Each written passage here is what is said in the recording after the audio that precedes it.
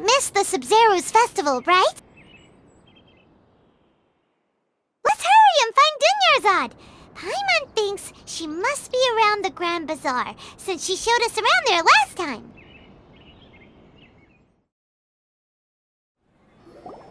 There she is! Dunyarzad, we're back! Just as promised, Traveler and Paimon. I'm so glad that you two came back to celebrate Lesser Lord Kusanali's birthday.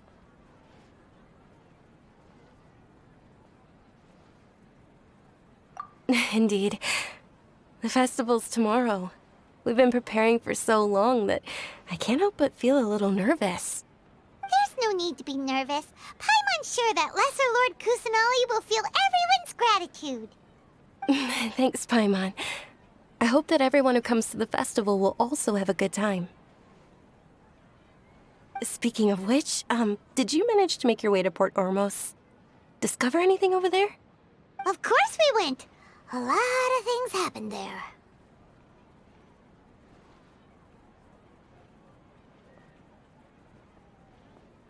I see. Sounds like you two had another exciting adventure.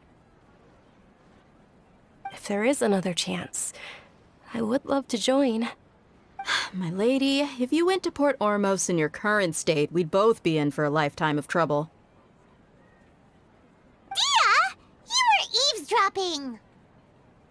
It's called covert protection. Keeping an ear out for what's going on around my employer is part of the job. It's all right, Dia. I merely said I would like to go. I know better than to think my body could handle it. The festival's tomorrow. I've been doing nothing but causing trouble for you. So Dia, please take some time to relax. I'll be fine. Even when you put it that way, it still doesn't feel right. Don't worry, my guardian knight. Okay, fine, but only tonight. Tomorrow's a big day, and many no-good scumbags are gonna try to take advantage of that. Oh, you two must be exhausted from your long journey back to the city. My apologies for not realizing this sooner. I've already prepared a room for you to rest. Please follow me. Whoa, you're so thoughtful. Paimon's so ready. I've got great food and great drinks that everyone can enjoy. Here we are. It's also fairly close to where I've been staying. It looks really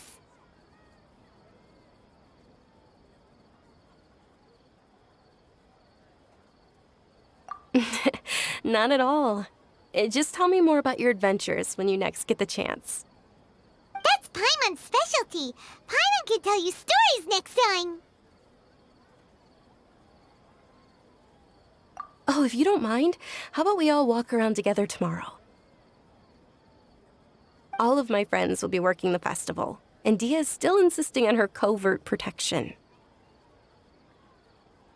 Yeah, it'll be pretty hard to relax and enjoy the festival if Dia's constantly hovering over you, right?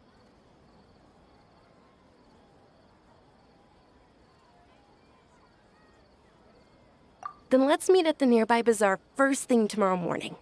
Have a great night. It's a deal. Good night, Dunyarzad. I may be too excited to fall asleep tonight. See you tomorrow.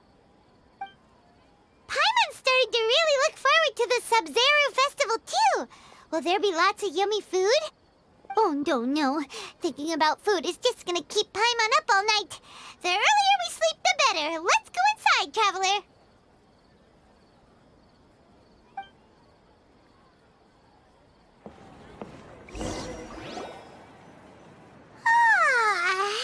Did we oversleep? We should go meet Dunyarzad right away.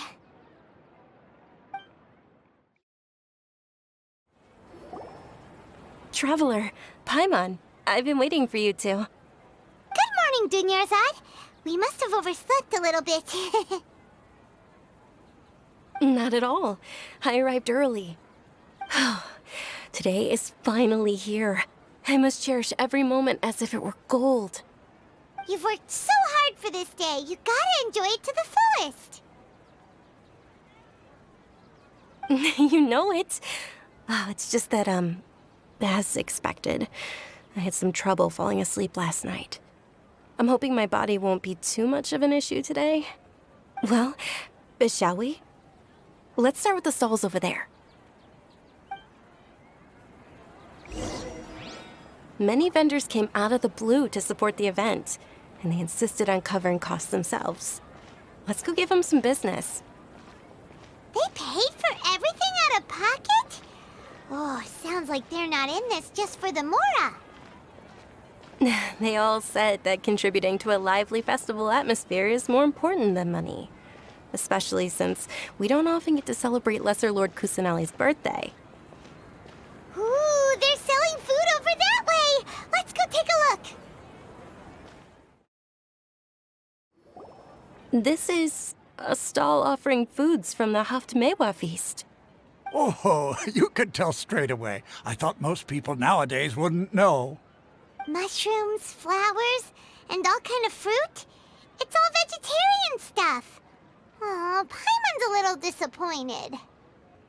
So, what's the Hochwertige feast you mentioned just now? It's another Sabzeruz festival tradition. People used to set their tables with 7 different foods. Generally speaking, the most common selections were foods like Rukashifa mushrooms, lunar lotuses, Sumeru roses, sunsetias, kapulatas, hara fruits, and zaytun peaches. So, the Sabzeruz festival is a vegetarian holiday? You don't have to be a vegetarian to enjoy the spread. We just use the 7 foods to symbolize the 7 virtues of the Dendro Archon. Wait, but if that's the case, if Sumeru uses vegetarian food to represent the Dendro Archon, then wouldn't the Pyro Archon's festival be full of food like roasted fowl, juicy meatballs, grilled steak? Oh, Traveler, we have to go to Natlan as soon as possible! I hope your wish comes true one day, Paimon. Thanks! Alright, how about we also check out some of these other stalls?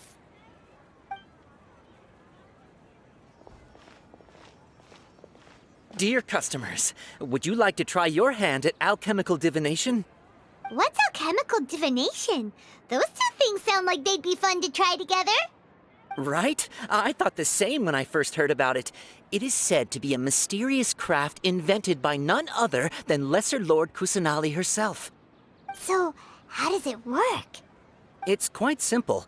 After you give me any 2 alchemical reagents, I'll use them to perform a random transmutation.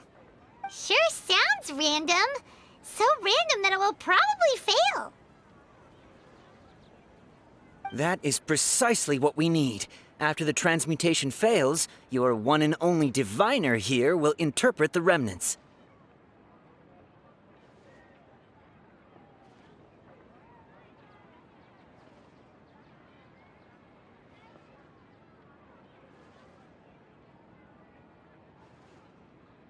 Well, according to Lesser Lord Kusanali, everything is interconnected, and all that occurs can be traced back to fate. You could say this is a pearl of old wisdom. Why does everything sound so much more credible when Dunyarzad says it? Are you guys working together? So that's the true wisdom behind it. This young lady sure knows her stuff. So, how about it? Want to give it a try?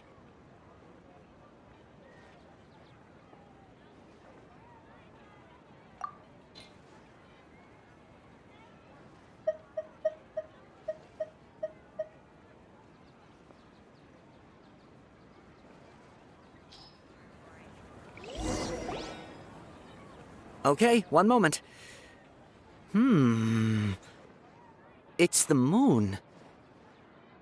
Paimon wants to take a look too. Is it? It looks more like a pie that Paimon bit into.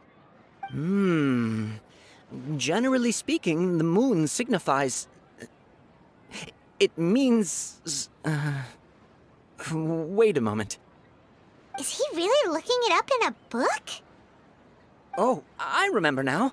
It means illusions and lies. Illusions and lies? That sounds rather ominous. Yes, but this book says that if you trust your intuition and overcome your fears, the sun will surely rise. He's not even trying to hide his book anymore. Naturally, fate will only ever show you the beginning of a journey. It is up to you to forge your own ending. Oh, thank you so much. I'll keep that in mind. Oh, it's nothing. I'm just learning as I go. Guess that was still pretty interesting. Okay, on to the next stall. They say the Sabzeruz festival was very lively a long, long time ago. Large flower carriages used to parade through the city.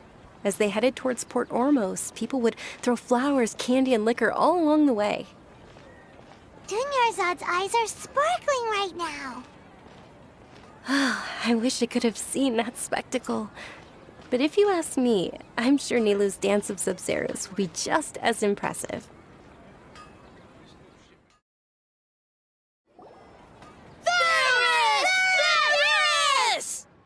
Attention! Soldiers, fall into formation if you want any Yalda candies.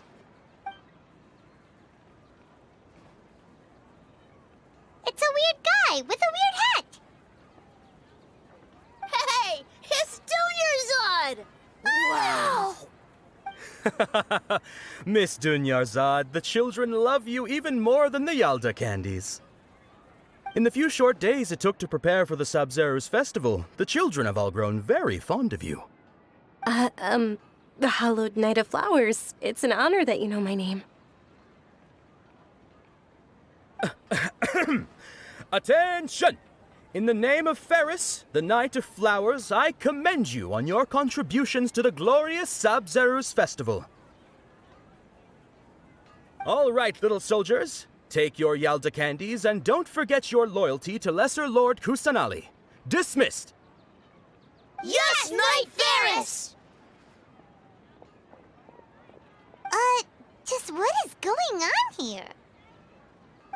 Ferris, the Night of Flowers, is another Sabzeruz festival icon, and one immensely popular with children.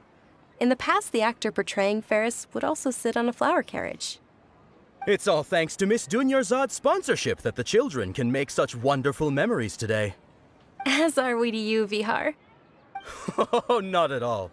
Oh, speaking of tradition, do you want some Yalda candies? They're a festival staple, and I happen to have some boxes readied here. Take a look and pick whichever one you want. Whichever one, don't these boxes all look the same? That is the fun part.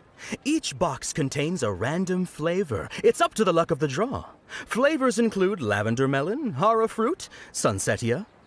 Ooh, those all sound pretty good. And there's also lizard tail and oni kabuto. Huh? What's up with those two flavors? Oni Kabuto is a little spicier than Lizard Tail. Dunyarzad, you tried them before?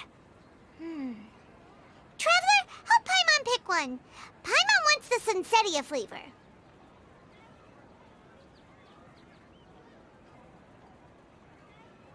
It's all right. Paimon believes in you. I also believe in your intuition. Great! These boxes of candy are numbered 1 to 5 from left to right. Which one do you want?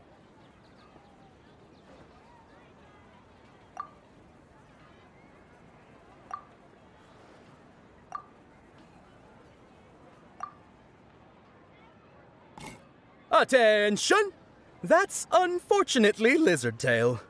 Oh, Paimon thought you survived so many epic battles because you had incredible luck. But looks like Paimon was wrong. The Sunsetia flavored candy was in box number 4. How about this? The most important thing is that everyone has a good time at the festival. So please, take both boxes. Really? Thanks a lot, Knight of Candies. It's Night of Flowers, not Night of Candies. Paimon really wilted the carriageless Night of Flowers. They all basically sound the same. We got our candy, so let's keep going. Oh, actually, I just remembered that I left something behind. Since you're here, can you come with me to get it?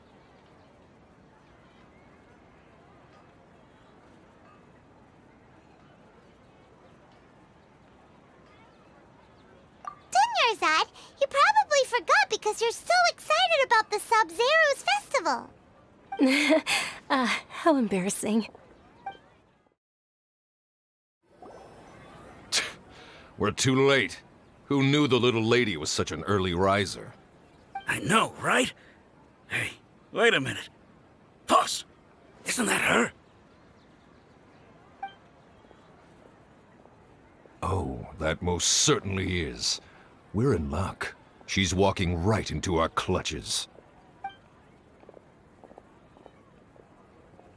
Those Eremites don't look like they're up to any good. Who are you? I don't believe the Homayanis hired you. That's right. We haven't received any of their mora, but I wonder how much the Homayanis would shell out to get you back. They're a gang of kidnappers! Traveler, hurry and protect Dunyarzad!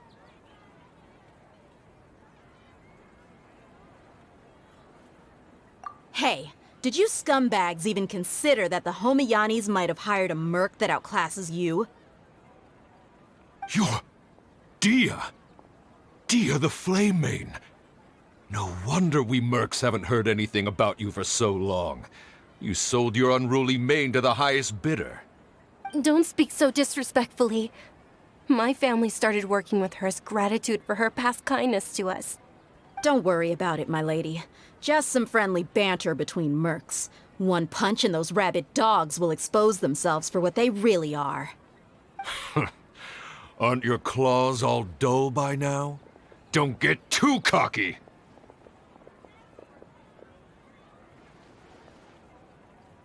Traveler, take Miss Dunyarzad to a safe location. No, we're gonna stay and help. There's too many of them.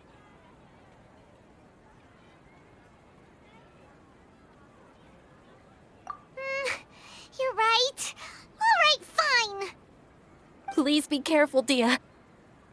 Don't waste your time worrying about me. This is my job. Look out for yourself. After I've wiped the floor with them, I'll go find you all.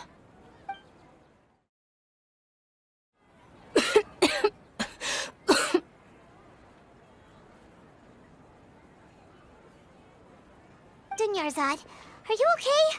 You look a little pale. Are you in shock? I'm fine. My body always reacts like this whenever I exert myself too much. You sure you're okay? I'll be fine after some rest. I'm more worried about Dia. After all, none of this would have happened if I hadn't insisted on coming out today.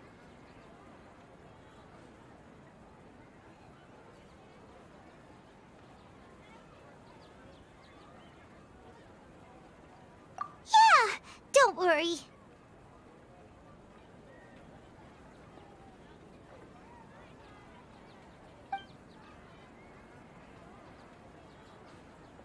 My lady, Traveler, found ya.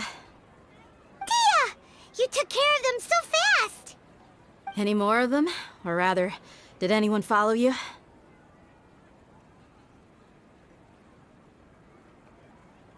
Dia, your arm.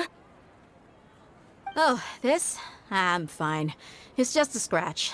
Normally, they wouldn't have been able to land a hit on me at all, but I'm still getting used to this new greatsword. Please, let me take a closer look. Come on, it's nothing. Us mercs aren't as fragile as you think. Hold on, you said something about a new greatsword. What happened to the one you were using before? About that. Well, I sold it, 'cause I was low on mora. Stuff like this happens every now and then. It can't be. The anonymous donation that was used for the venue's final round of preparations?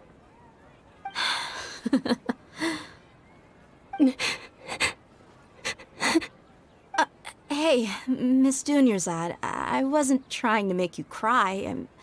I'm not gonna lose my commission because I made my employer cry, am I?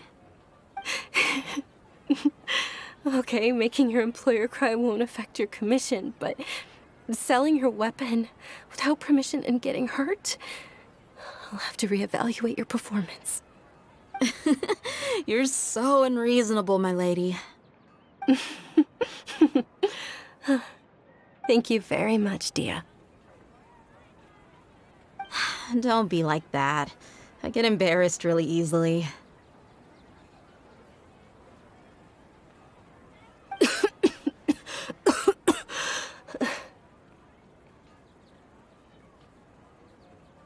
Are you feeling unwell again, Dunyarzad?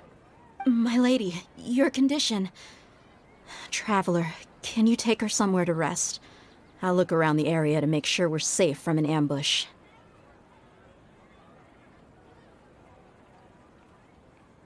Truly, I'm sorry for the trouble, everyone.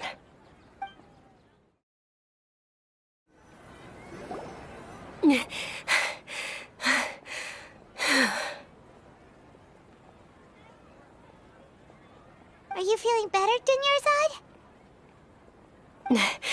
Yes, much better. Just give me a few moments and I'll be good to go.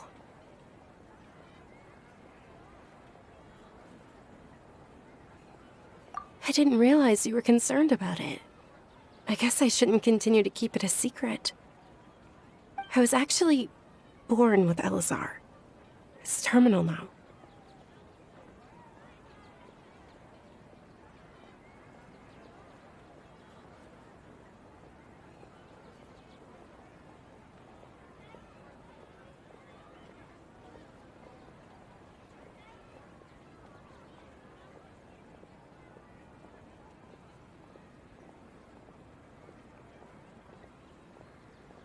Can't believe it's Elazar! Oh, you've already heard of Elazar. In that case, you probably know about its severity. Sumeru's current medical advancements still haven't been able to find a cure. The disease's progression can only be delayed through environmental therapy. Dunyarzad. There's no need to be sad.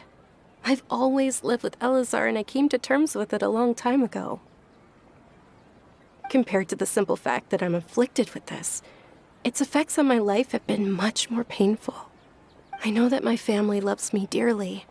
They've done all they can to provide the best environment for me so that I can live for that much longer. However, I know I will one day succumb to this. Did you know?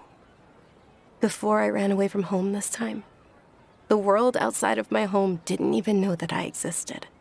Since I was a child, all I could do was sit on my bed and stare at everything outside of my window. I'm sure my family's worried and disappointed in me for running away, but I just didn't want to have any regrets. I wanted to meet other people. To me, there's nothing more beautiful than being able to meet and speak with others. Not to mention the incredible time spent preparing for the festival. The joy on everyone's faces here, and all the support I've received from friends like Dia. This way, when my final day does arrive, it will be less sorrowful. At the very least, many people will remember that I once existed in this world, right?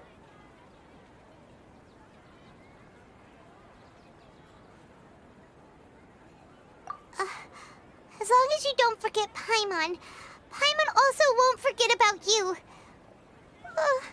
No, even if you forget Paimon, Paimon will still remember you. Thank you two so much. I apologize for the depressing conversation. This is out of character for me. To be honest, Lesser Lord Kusanali gave me the courage to do all of this.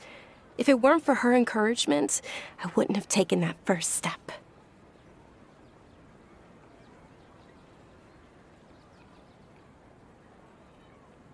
Thanks. There will always be frustrations in life, but I know that the point of living is not to leave behind any regrets. Oh, right. Isn't it almost time? Huh? Almost time for what? Isn't the Dance of Sabzeruz about to begin? It's the part of the festival that I've been looking forward to the most. Nilu will recreate that legendary scene with her most splendid dancing. And the Sabzeruz festival will conclude amid everyone's applause and blessings. And with that, my wish will also... Then what are we waiting for? Let's go to the stage! Yeah, we should still make it in time. Were you not aware that the law prohibits this type of performance from taking place without prior permission? Over there! Someone's yelling at Nilu! I think I just saw the Academia's Grand Sage. Why is he here in person? But the Dance of Sabzeruz is one of the key parts of the Sabzeruz Festival. If we can't perform it... The Sabzeruz Festival. The law also prohibits the private hosting of large-scale religious festivals. Only the Academia can host such an event. If you continue to resist, we will have to order an investigation into every single event organizer. The Grand Sage has already granted you much leniency. I advise that you exercise tact. How did things turn out like this? The Academia was originally responsible for the Sabzeruz Festival, but they failed this responsibility for many years. I need to speak with them. This is a hard pill to swallow, but you're right. Things would only get worse. Art, dance. Aren't you ashamed of pursuing such frivolous and meaningless activities in this land of knowledge and reason? Our Archon created the utopia that is Sumeru City for all scholars who sought validity, verity, and truth, while people like you wish to defile it. No. I believe that our Archon never rejected the arts. Even the goddess of flowers dedicated a dance to her. With your lack of intellectual credentials, I do not believe you are qualified to debate with me. What you should be doing is finding workers to tear down this ridiculous eyesore.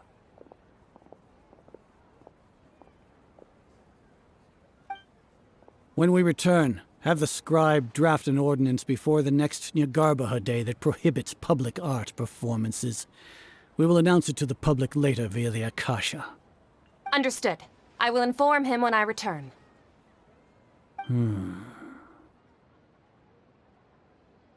The Sabzeruz Festival. Go celebrate the birth of that god to your heart's content. Nilu, are you okay? Oh, Dunyarzad. You all saw that just now? The Grand Sage ordered us to stop the performance. Yeah. Let's go somewhere the Academia can't find us and perform there. But how do we let everyone know? And what about the atmosphere on the stage? Or we could get people to block them off so they can't interrupt the performance. No. They just threatened to investigate the organizers. If we were caught... Nilu, it's all right. Don't worry about it. But you've been looking forward to the Dance of Sabzeruz so much. And I know how important this festival is to you. I don't want you to have any regrets. It's okay. Seeing you care this much about my feelings is more than enough. It would be too risky to continue the Sabzeruz Festival at this point. I don't want to get everyone in trouble. If you say so. But you can sneak out for the next Sabzeruz Festival, right? We'll make sure the next one is a smashing success. The next one. Yes. Okay. It's a promise. It will be a smashing success. Paimon can't believe this is how things turned out. Those heartless geezers.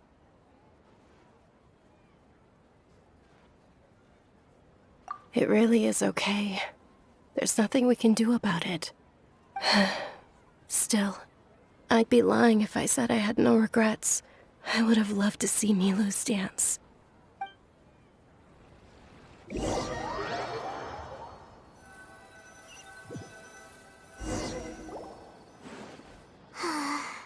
A lot happened today. It's a shame the festival ended the way it did.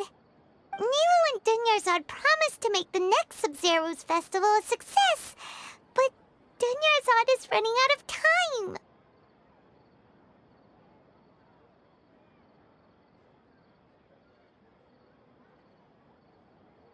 Yeah.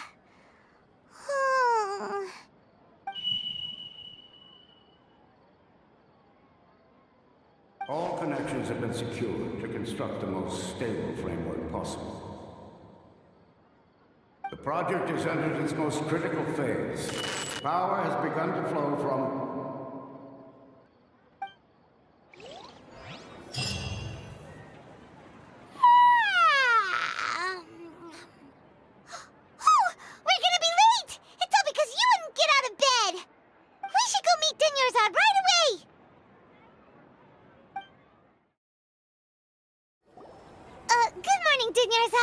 Sorry we're late. Not at all. I arrived early. You seem kinda tired. Did you not get enough sleep? I'm doing well. There's no need to worry. Shall we go? Let's start with the stalls over there. Sure! Traveler?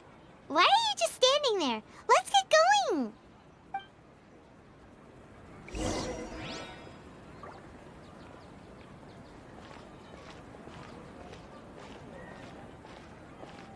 Ooh, they're selling food over that way! Let's go take a look!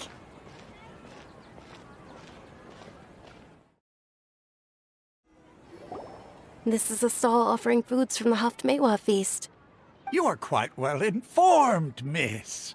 I thought most people nowadays wouldn't know. They're all plants! Oh, Paimon's a little disappointed. Actually, what is the Teyvat feast you mentioned just now? It's one of the Sabzeruz festival's traditions. People used to set their tables with 7 different foods to symbolize the 7 virtues of the Dendroarchon.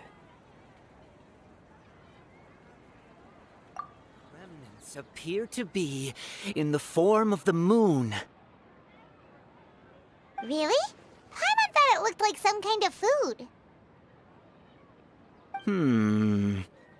The moon signifies... It's escaping me for now. Wait a moment. Is he really looking it up in a book? Oh, right.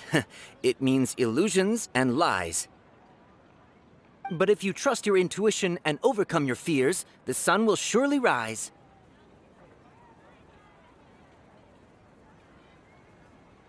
Understood. I'll keep that in mind. Oh, it's nothing. I'm just learning as I go. Guess that was still pretty interesting. Okay, on to the next stall. So, where to next?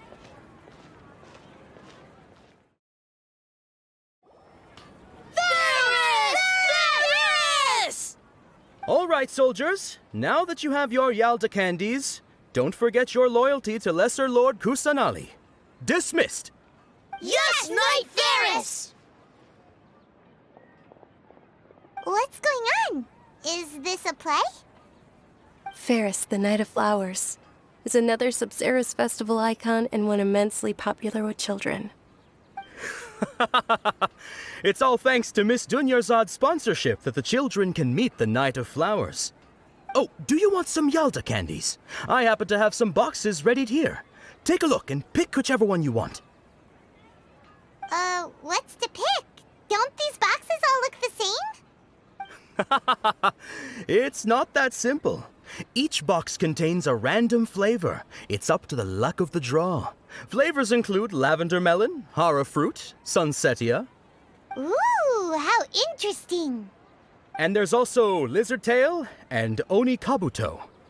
Ugh, why do those flavors even exist? Traveler, help Paimon pick one. Paimon wants to eat the sunsetia flavor. Great! These boxes of candy are numbered 1 to 5 from left to right. Which one do you want?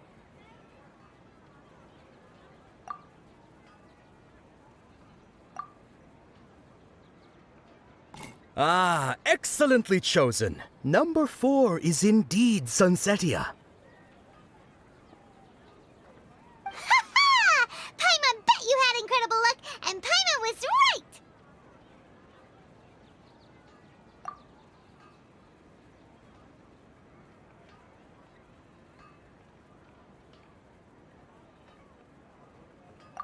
Huh? How's that possible? It's obviously random.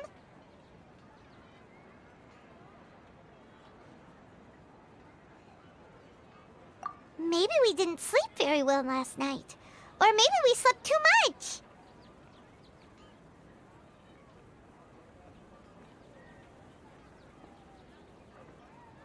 Oh, sure. Huh? Where are you going? You're just gonna walk off like that?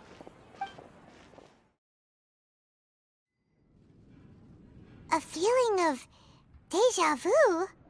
Oh, Paimon knows what that is. It's when you feel like you've already experienced whatever is going on. In that case, Paimon also felt something like that today. But that's just our brains playing tricks on us, isn't it? So why'd you run here in such a hurry?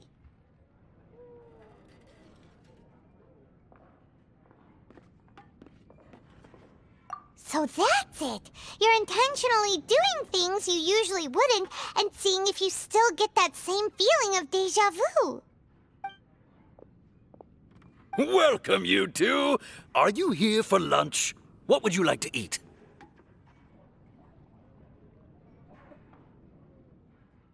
Got it. You don't look like you're from these parts, but I gotta say, you've got good taste. I'll give this order to the kitchen. Coconut charcoal cake? Isn't it that burned thing that didn't look tasty at all? Oh, Paimon understands what you're trying to do now. You'd never normally order something like this.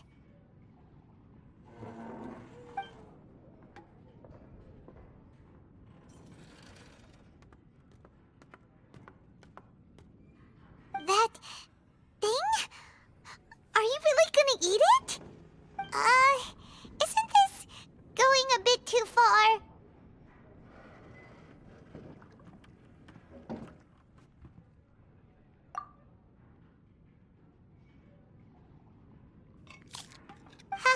How was it?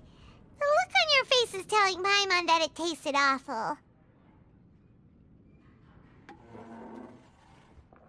Then, you mean...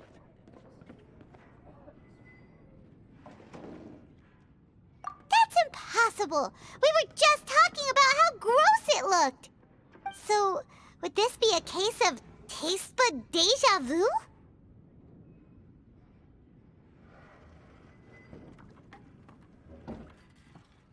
Paimon also gets the impression that we've been here many times, even though we aren't regulars.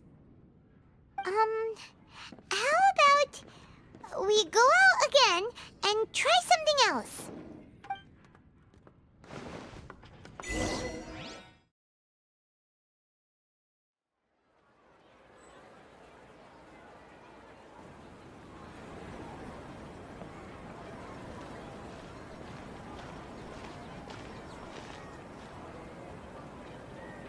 Hey, Dunyarzad is sitting by herself on that bench over there.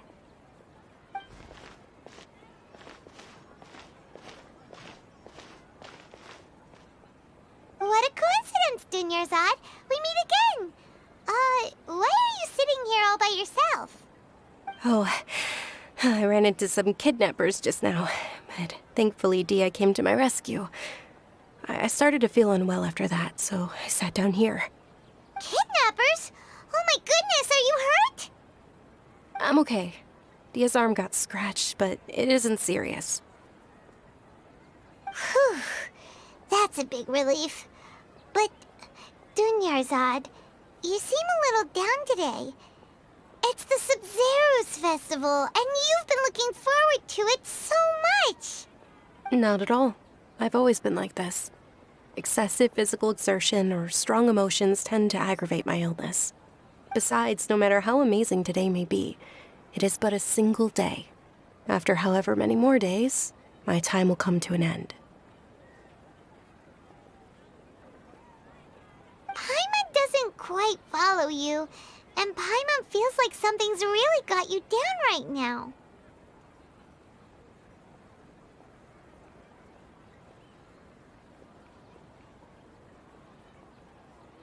It really is fine. I don't mind.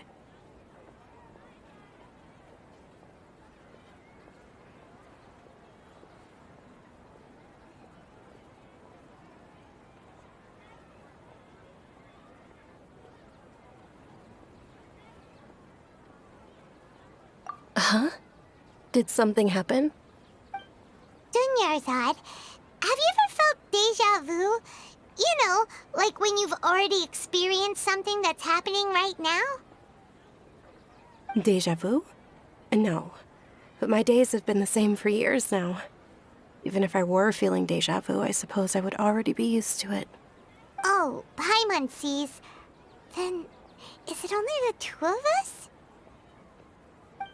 It's almost time.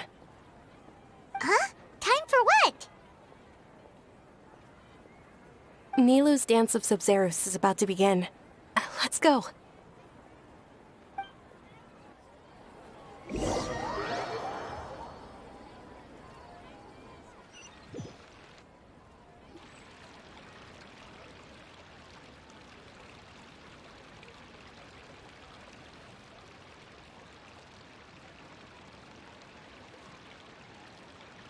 With your lack of intellectual credentials, I do not believe you are qualified to debate with me. What you should be doing is finding workers to tear down this ridiculous eyesore. When we return, have the scribe draft an ordinance before the next Nyagarbaha Day that prohibits public art performances. We will publicly announce it later through the Akasha. Understood. I will inform him when I return. The Sabzeruz Festival. Go celebrate the birth of that god to your heart's content.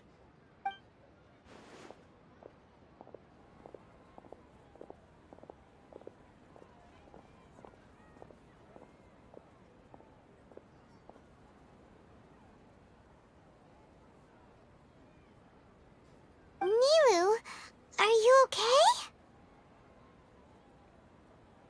Oh, Dunyarzad. The Grand Sage ordered us to stop the performance. It's okay. There's nothing we can do about it. But you've been really looking forward to this. I don't want you to have any regrets. It truly is unfortunate, but I don't want to cause trouble for anyone. Didn't the Grand Sage say that he might investigate the organizers? True, but... well, okay. I'll just have to try again next year. The next festival. I probably won't be around by then. Wait, what did you just say? No, nothing. I'll be heading back to rest. Thank you for your help, everyone. Paimon can't believe what those heartless geezers did!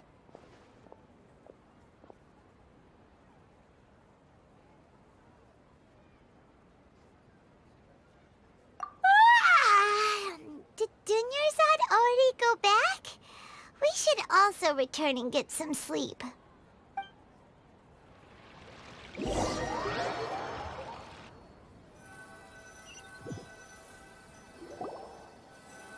So, in the end, you still couldn't figure out what that deja vu feeling was all about? Maybe it really was because of exhaustion.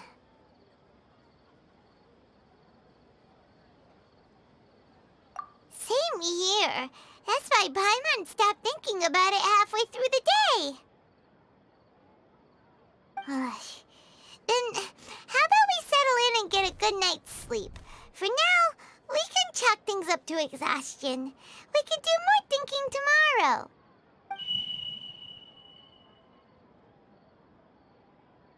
Observing a modest drop in the output of jnana energy, but values still remain within normal parameters.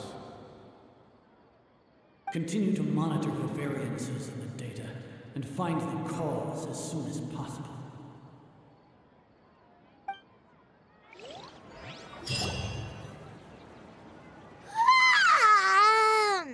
Why does Paimon feel so tired after so much sleep?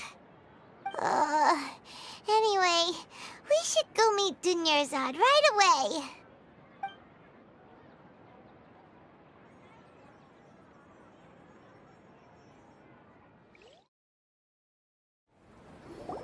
Good morning, Dunyarzad. Sorry to keep you waiting. Not at all. I arrived early. Huh? Paimon thinks you sound kinda tired. Did you not get enough sleep? I'm doing well. There's no need to worry. Shall we go? Let's start with the stalls over there. Great idea! Let's get going! Traveler? Hey.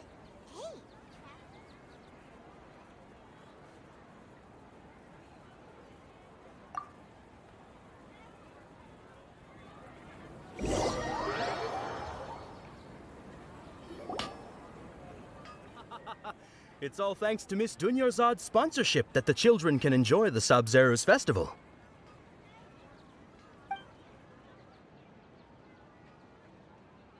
Oh, are you interested in Yalda candies? I have some boxes of candy here. Pick whichever one you want. Not much of a choice. All these boxes look the same. It's not that simple. Each box contains a random flavor. It's up to the luck of the draw.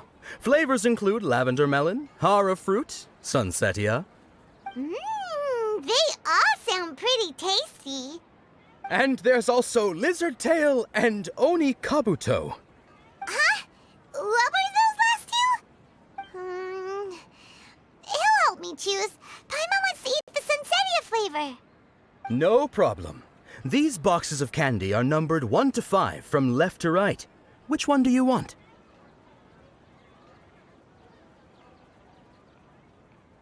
Oh, I like your confidence. No hesitation at all. Oh, congratulations! Number 4 is indeed sunsetia.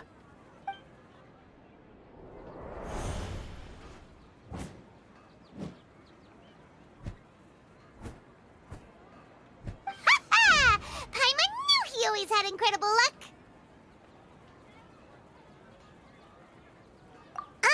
Paimon's not really interested in the other flavors.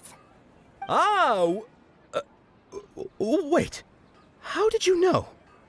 Don't tell me that you already knew which flavor was in each box. What? He was right about all of them? That couldn't have been luck. How is this possible? I packed all those boxes this morning, and they've been sealed ever since. You couldn't have known beforehand. Mind reading? X-ray vision? Or some kind of magic trick? This is way too freaky. Tell us what's going on. Since when did you get superpowers? Traveler?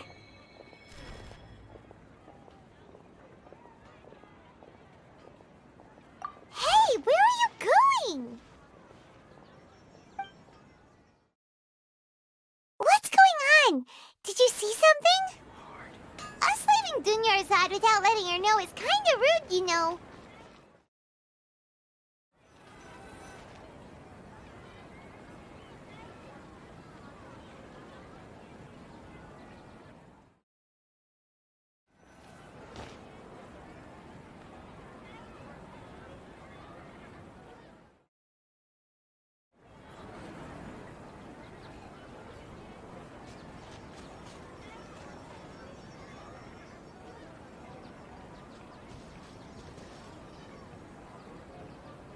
What are you looking for?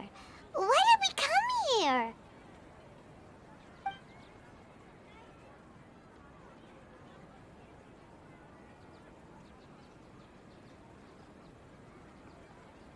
Traveler?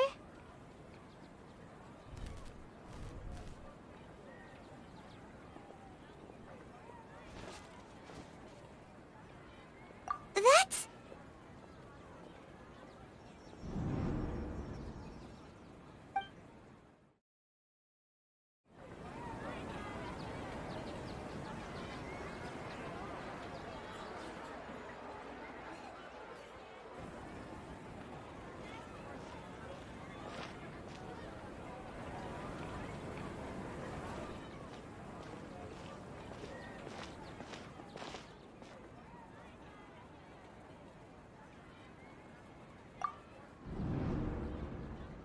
Look! That's... Isn't that Dunyarzad? What's happening here? Why are there 2 Dunyarzads? You already know that this isn't your first Sabzeruz festival, don't you? I'm sure you already know how to use this. A knowledge capsule? Where did you get it? What's inside? You should use it too, Paimon. You know Paimon?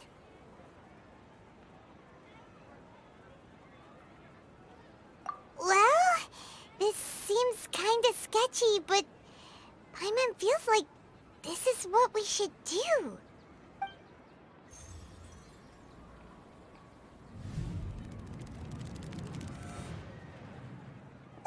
What the?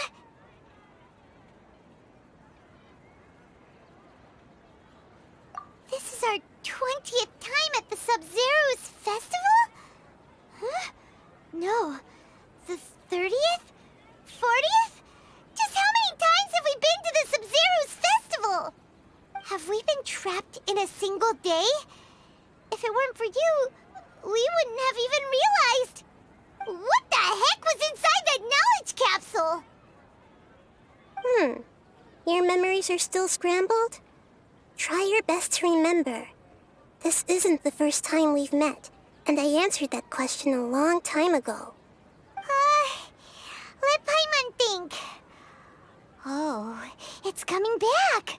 Meeting you was the real catalyst for restoring our memories, and the knowledge capsule was just your means of showing our minds the way.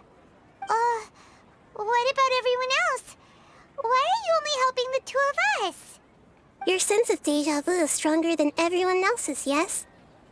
As for an explanation, you two received the blessing of Dendro, and you also have special, sensitive constitutions.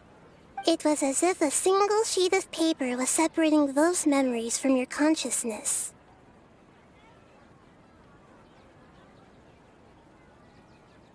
A familiar question. I think this is the 7th time you asked that.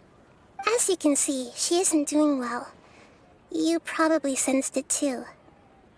The Dunyarzad you were just with is different from the first Dunyarzad you met. That first Dunyarzad is in front of you right now, and she doesn't have a lot of time left.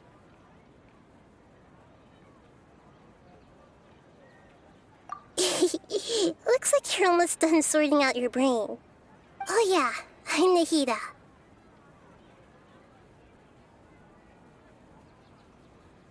Good, you passed the test. What's happening? You can awaken our memories, and you seem like you know what's going on. Oh, wait, please don't tell Paimon even you don't know. Everything in this world runs in a loop. This cycle is called a samsara. You, me, and everyone else are all stuck inside a one-day samsara. As for the truth, that's on you to find out. If you were told the truth instead of discovering it yourselves, it would literally blow your minds. I don't know how you'd be after that. I can only give you surface-level help, like bits of information and subtle hints. For the rest of the time, I'll be doing all I can to slow down Dunyarzad's illness.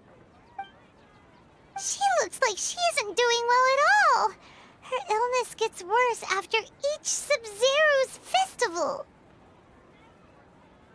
If we can break out of the samsara, I might be able to save her. But as things are right now, she's just a small bird in the sky that's about to lose its last feathers. All I can do is raise a gale to delay her fall. You sure love to use weird analogies. Analogies are wonderful tools. They let you use existing knowledge to understand unfamiliar things. Okay, so, with what you know so far, what do you think the truth is?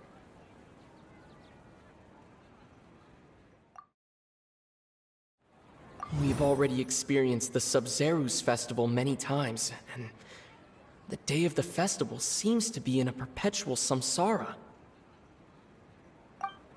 The Grand Sage said, "Go celebrate the birth of that god to your heart's content." Did he mean something more? The moon, illusions, and lies. What did they all mean? What's happening right now seems to have happened before. This feeling has been getting stronger and stronger. My mind feels exhausted, even though I haven't done too much thinking. What is going on?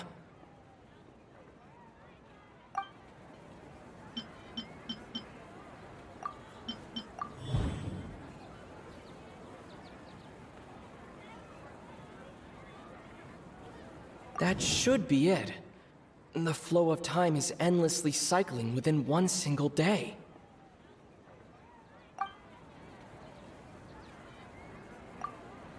A time loop. You've given similarly wrong answers in the past. A pity. Still the wrong answer? Paimon thought that made a lot of sense. It feels like time's just repeating itself. A simple time loop can't explain some of the phenomena. You two are still missing a lot of information. Unfortunately, I can't give you any more hints.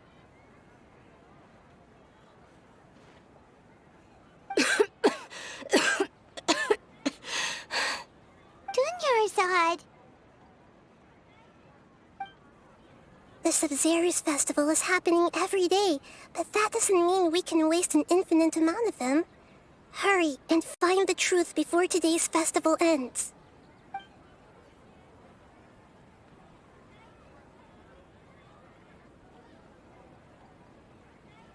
Let's think about our current situation. To save Dunyarzad, we have to escape the samsara of the Sabzeruz festival. And to do that, we need to figure out what's happening. The truth. Nahida rejected the idea of a time loop, so we must have missed something, right? Paimon's memories say that we've already done this many times, but let's go talk to people again. It's more productive than sitting here and scratching our heads. Why don't we start with those stall owners? We don't have many more festivals to waste. Hurry and find the truth. Hey there! Hey, it's you guys again. Where's your cultured friend? She's feeling a little unwell. I see. Did you come back to buy something? I guarantee the freshness of my products. I harvested them from the forest just yesterday.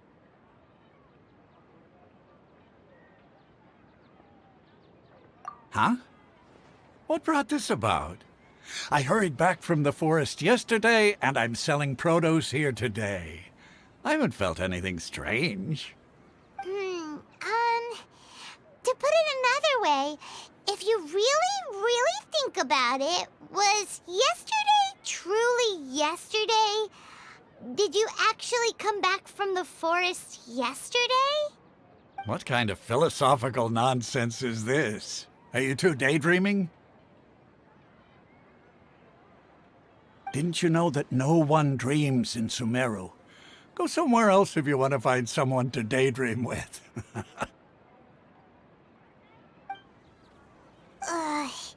He actually has a point. Is this a dream? Is everyone dreaming?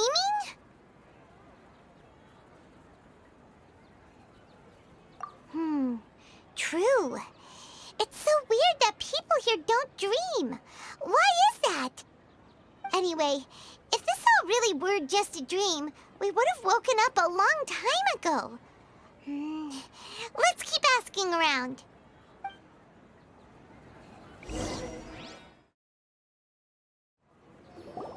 Oh, it's you two. Was my divination so accurate that you felt compelled to compliment me in person? Ooh, I knew it! I told you, the god's divination is highly accurate. You just hadn't fully understood its significance yet. You're really excited about this, huh? That's exactly why we came back. Help us better understand it. Help you better understand it? Well, that isn't exactly what I excel at. So, you're admitting that you don't have a clue? Anyway, what kind of situation did you get into?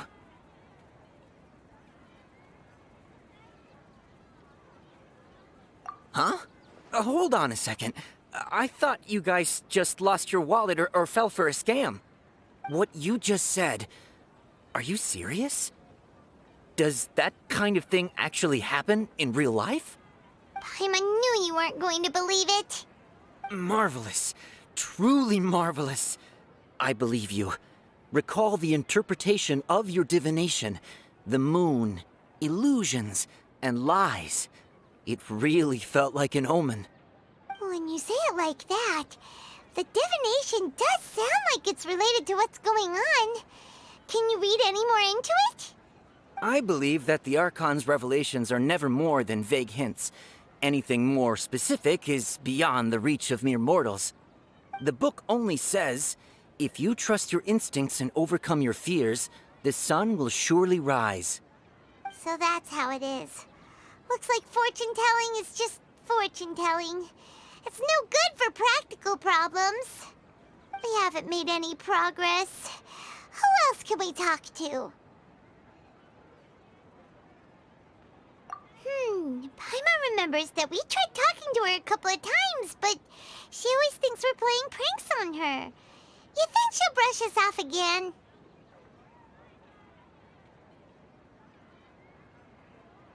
Yeah, if we tap into Dia's strong sense of responsibility as a mercenary, then she'll definitely take us seriously.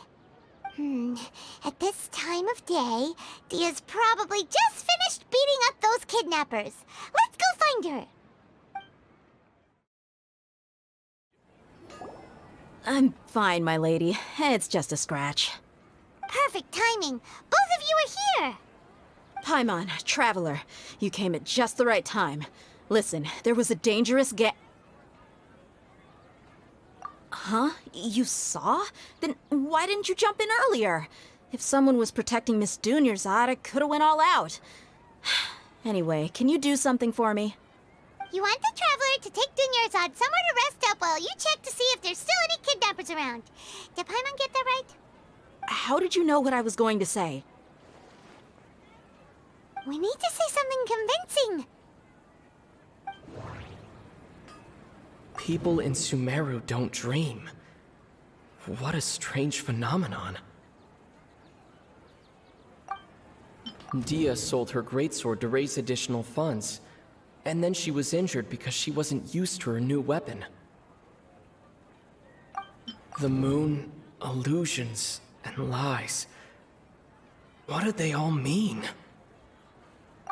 My mind feels exhausted, even though I haven't done too much thinking. What is going on? Tell her, Traveler!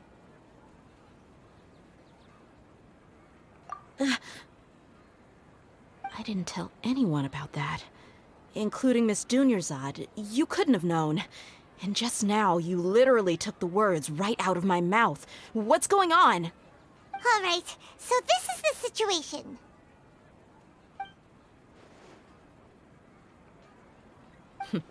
It's kinda hard to believe what you just told me. First, let me make something clear. Most of us desert dwellers might not be the scholarly type, but we do have basic common sense.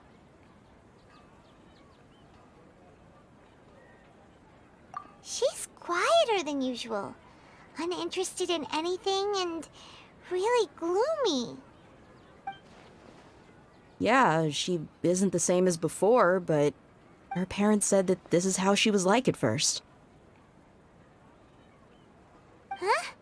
At first? I don't quite understand what you're all talking about. I'll go rest on the bench over there. My lady, are you angry?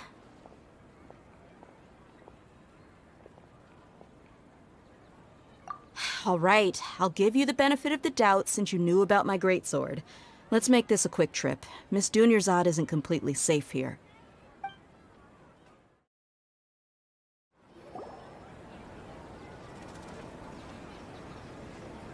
Nahida! We brought a friend! Are you busy? Hey, I told you that it won't help to bring anyone here. We just wanted her to see the real Dunyarzad's condition. The real Dunyarzad? Where and who are you talking to? Huh? I told you that you two are special. Other people can't see me or Miss Dunyarzad here.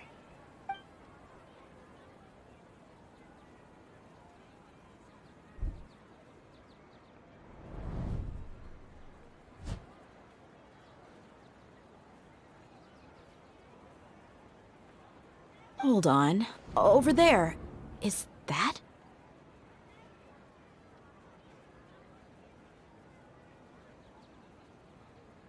Wow.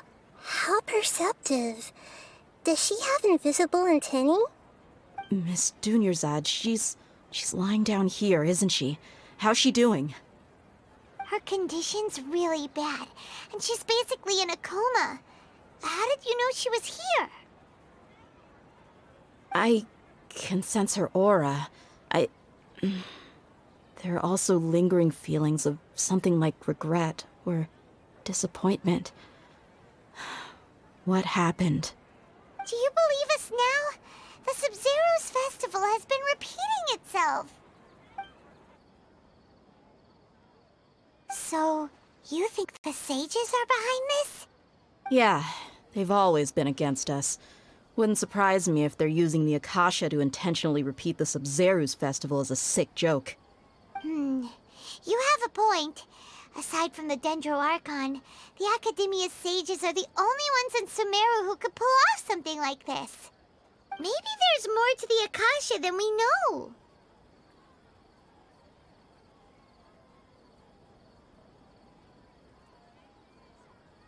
Right!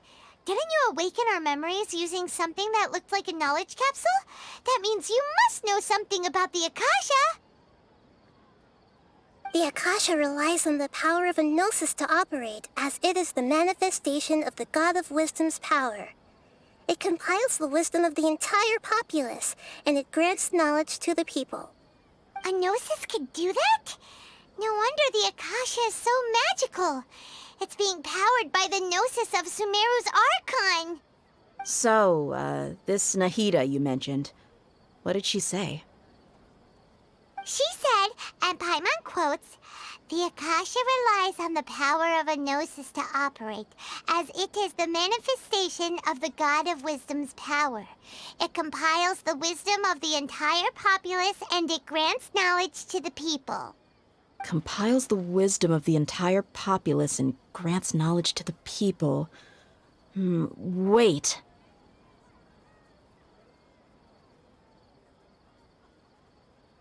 I get the grants knowledge part. That's what people have always used the Akasha for. But compiling the entire populace's wisdom? How does that work? Did she mean that the sages enter new knowledge into the Akasha?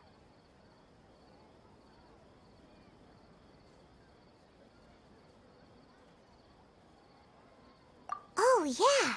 That sounds about right. What do you think?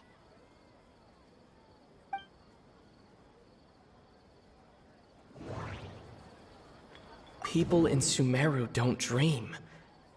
What a strange phenomenon.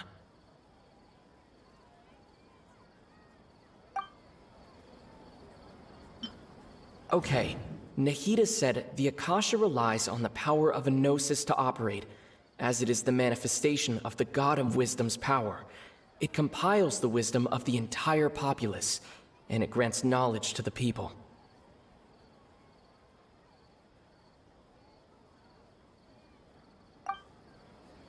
My mind feels exhausted, even though I haven't done too much thinking. What is going on? What's happening right now seems to have happened before. This feeling has been getting stronger and stronger.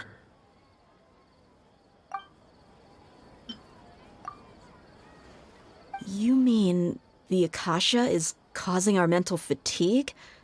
Huh. Now that I think about it, my head's been feeling unusually heavy.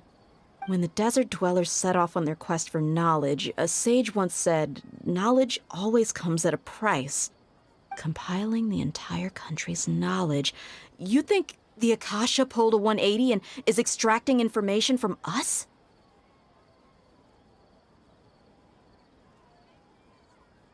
Who knows? The Akasha can put knowledge into our heads, so who's to say that it can't also poke around in there? We don't know any specifics. What's the point of doing something like that? Just think about it. If you could combine the knowledge of every single person in Sumeru, then you can basically turn Sumeru City into a single massive brain.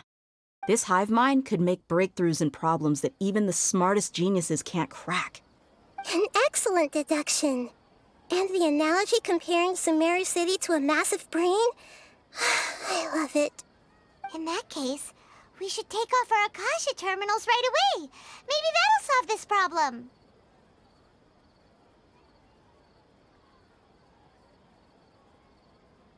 Yeah, I was only wearing this for show in the first place. Didn't expect the sages to cook up such a conspiracy.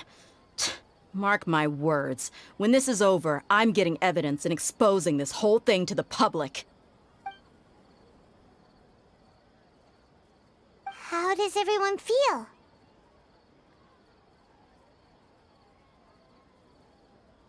Huh? What is it? Oh, that! Paimon knows what you're talking about. It's a single soft beep that sounds like it's coming from the Akasha terminal. The sound of a beep.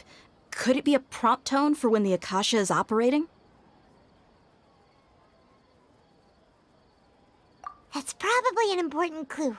We weren't using our terminals, but we heard a beep anyway.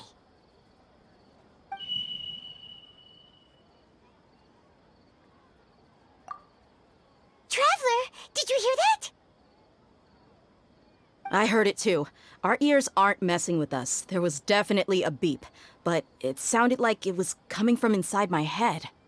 We took off our Akasha terminals.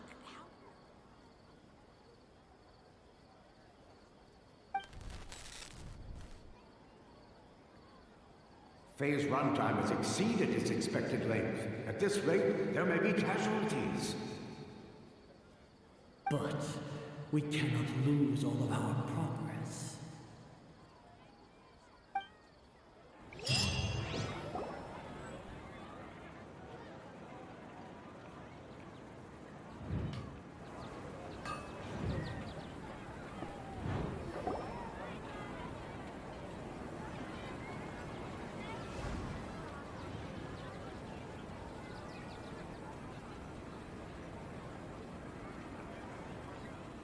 Paimon remembers everything!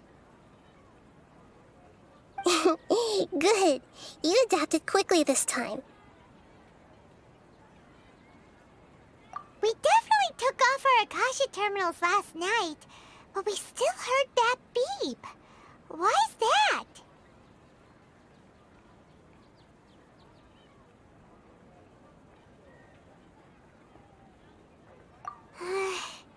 But now we can at least confirm one thing. The Akasha definitely has something to do with whatever's trapping us in this cycle. Oh, Paimon doesn't get it. Why would the Akasha go this far if all it wants is everybody's wisdom? It's extremely difficult for lab rats in an experiment to understand why they're being treated the way they are. If we're lab rats, then what are you? Nahida, you've never told us anything about yourself. I guess I'm the moon. The moon? Wasn't that the result of our divination? Anyway, knowing who I am won't help you get closer to the truth, so you should focus on other things. Don't get distracted and miss any clues. Okay then. Dia helped us a lot yesterday, so let's go find her. If Paimon's reading the time correctly, those kidnappers should be showing up soon.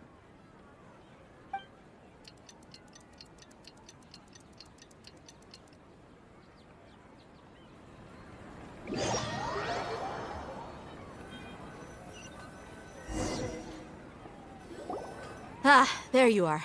I've already taken care of those kidnappers. My lady, did you get hurt? Dia? What's wrong? Why are you both gawking at me like that? You didn't get hurt this time. Huh? What do you mean this time? Why are you so surprised that I managed to get out unscathed? Those kids were amateurs.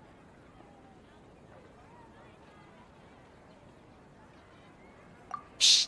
How did you know about my greatsword? I haven't told anyone about it. Please, don't tell Miss Dunyarzad. So Dia's lost her memories after all. Anything strange? You already know that I got a new greatsword. If I had to say something, it's weird how such a new weapon could feel so familiar. It's as if I've already used it to fight a countless number of battles. You're saying that although you don't remember using it, your body feels like it does? That's right. Both mercenaries and warriors heavily rely on muscle memory. Only knowing the theory of battle won't get you anywhere. Traveler, what do you think?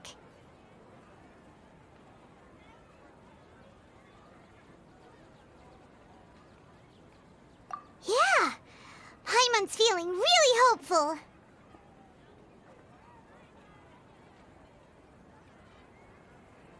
Oh, you're right! Earlier in the Samsara, something like this would have never happened.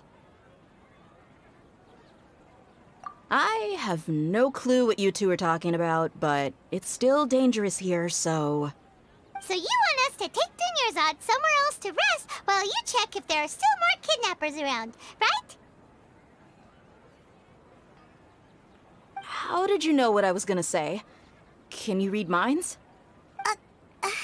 Forget it. Go and do your thing.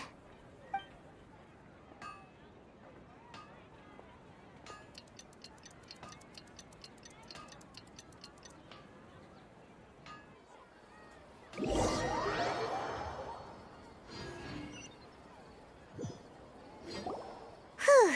It's finally nighttime. Aside from Dia not getting injured, everything seems to have stayed the same. Listen, Nahida, we found out that Dia got out just fine today, even though she got injured every other time she fought the kidnappers. Do you think the Samsara has been broken? Have we saved Dunyarzad? Really? Good job on all that progress. Get some good sleep tonight. Hey, what kind of an answer is that?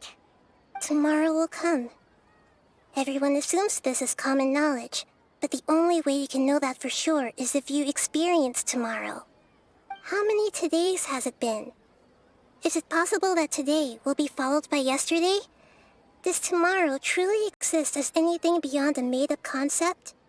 It's even possible that this entire world is a lie, and the history of the whole world has just been one endless Sabzeruz festival.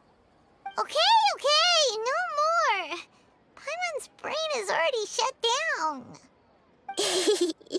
That's why it makes no sense to waste your energy thinking about things you will learn tomorrow. Get some good rest. You know, use the bathroom and flush your anxiety dookie away. Huh? Hold on, what did you just say? Did Paimon hear you correctly? Huh? People always say they feel a sense of relief after they take a duk-duk. That's why I suggested you could try that. Is that so strange? It's so strange and so against common sense that Paimon's at a loss for words. You were sounding kind of smart just a minute ago. Yeah, even though it's happy and lively at the Sabzeruz festival every day, it feels like it's been a long time since we've really gotten to relax. Let's go back to our room.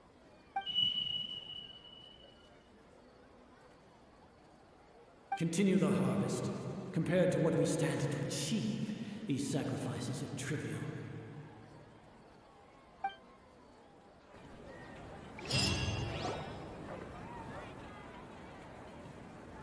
still in the same day.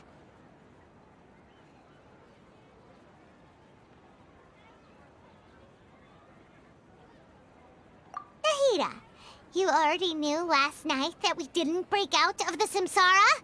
Why did you tell us? Would there have been a point? You would have spent the night with new worries, with tomorrow still out of reach. In that case, you might as well rest within that brief moment of hope. An opportunity like that doesn't come by often, and I thought it might help you clear your minds. Paimon thought that Duke did that! Whatever. Guess you were looking out for us after all. Of course. In the time we've been together, you two have been everything to me. Paimon's flattered and everything, but maybe you're taking things a little fast. What I mean is, even though I had asked you to solve this puzzle, you two are still the only ones who can see me and sense my presence. In other words, if you weren't here, I may as well not exist. That's why you two have been everything to me. Get it? Nahida's talking about confusing stuff again. Anyway, that's enough chit-chat. So, Traveler, did the new clues yesterday help you gain a new understanding of the situation?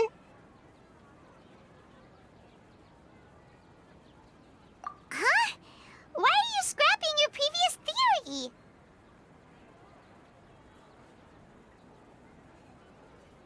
Oh yeah, you're right! Gosh, how did we not notice that? In a simple time loop, people's physical conditions should also reset.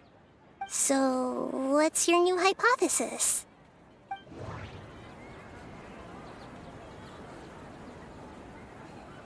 The moon, illusions, and lies. What do they all mean? Mercenaries rely heavily on muscle memory, and Dia was able to use her experiences to avoid injury in later samsara cycles.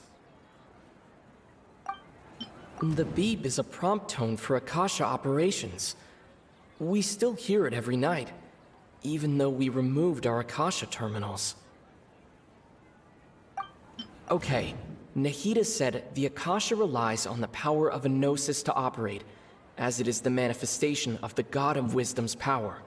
It compiles the wisdom of the entire populace, and it grants knowledge to the people. We've already experienced the Sabzeruz festival many times, and the day of the festival seems to be in a perpetual samsara.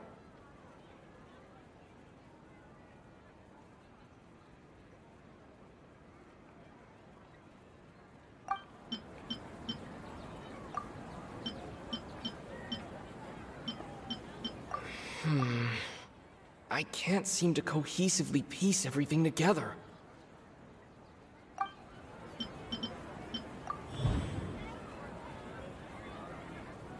If all our memories of a day are erased at the end of that day, then we would unwittingly relive the same day again and again.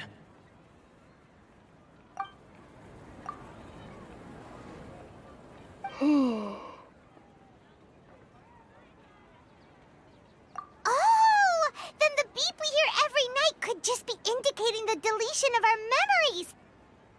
That's why when we wake up, everyone thinks the Sabzeruz festival hasn't happened yet. It's already the next day, but everyone still thinks it's the day before.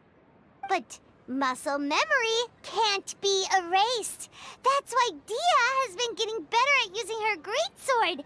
Now everything makes sense. A brilliant deduction. Nahida, tell us if we're right or wrong. To put it simply, it's as if you've mistaken a pyro crystal fly for a firefly in the night. You lost sight of its true nature because you focused too much on your perception that it glows. That isn't simple at all! Why don't you go talk to Miss Dia again? You might learn something new. Right! She did help us find our latest clue after all. Let's go! We don't have many more festivals to waste. Hurry and find the truth. There you are. Really took me a while to find you. As expected, Dia also didn't get hurt today. Get hurt? Why would I? Don't underestimate me. Well, you're still getting used to your new greatsword. Huh. Truth be told, I also think it's pretty strange. It just suddenly felt so familiar in my hands and... wait a second! How did you know I got a new greatsword to begin with? I didn't tell anyone about it. Traveler, could you explain the situation to her today? Paimon's gotten a little sick of doing it.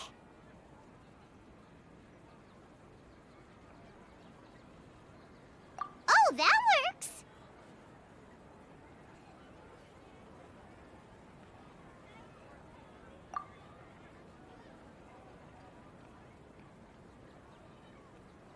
What happened to you guys while I was gone?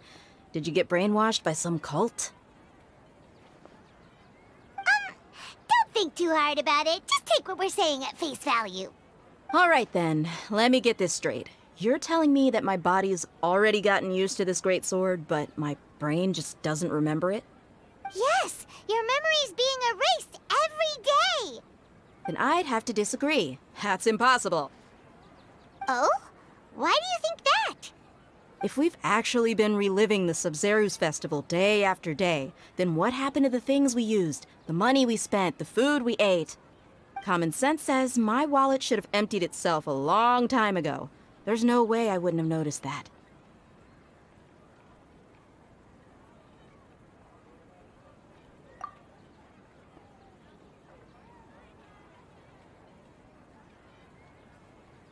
Right! They could use the Akasha to record what everyone did that day, and then use the city's resources to replenish everything! It's not very likely, but it's also not impossible. No, it is impossible. I've got proof. You have proof? Where? You two are surprisingly serious about this nonsensical discussion. Fine, I'll play along for a little longer. Come with me, Miss Dunyarzad. Please come along as well. I still can't guarantee that this area is safe.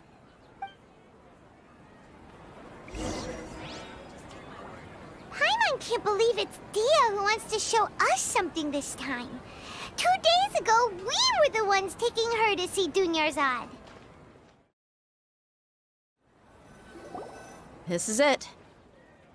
Huh? This is a wooden training dummy. What about it? See those marks on the dummy? Those are the result of several days' worth of practice. Let's say the sages didn't replace it every day. Shouldn't it be hacked to pieces by now? That's true, but what if they did? Then the sages would have had to reproduce every mark I left during previous training sessions.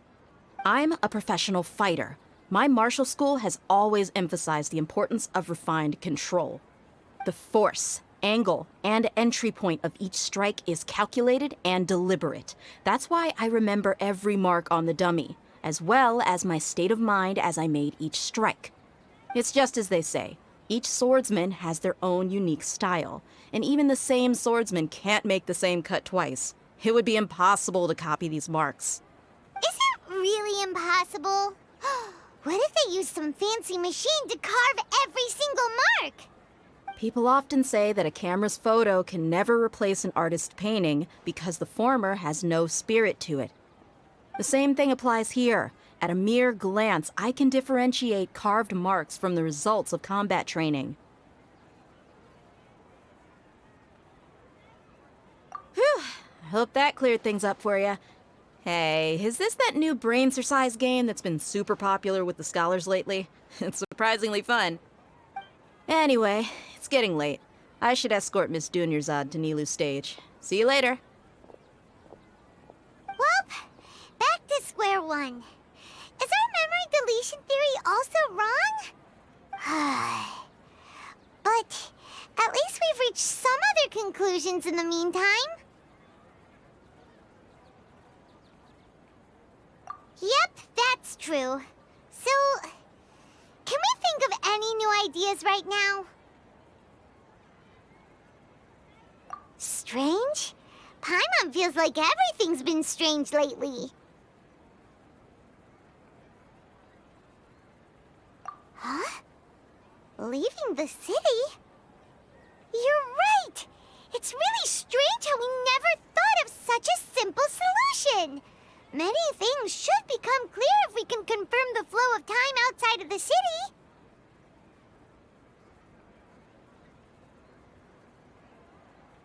Paimon can't believe it!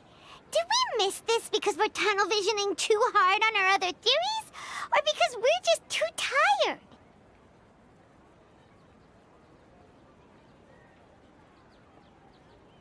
How about we go back and ask Nahida? Maybe we've forgotten something about leaving the city.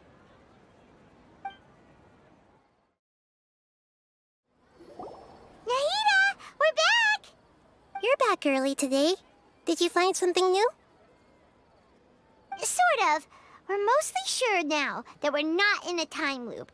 And we also aren't in the real world. But at the same time, we have a new question.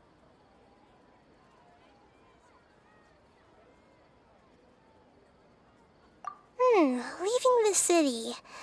As far as I remember, you've mentioned your plans to do that twice before.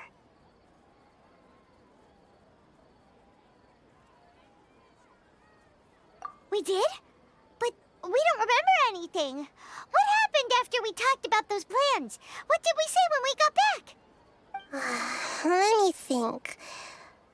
I don't think you ever actually told me what the outcome was. Oh, it's probably more accurate to say that both times you never came back the whole night. But you two sometimes stay out the entire night anyway, so at the time, I didn't think too much about it. It is true that sometimes we lose track of time during our investigations. Before we know it, it'll already be the next day. But still, neither of us remember anything about leaving town. Really? That's kinda strange. In theory, I should have already awakened all your memories.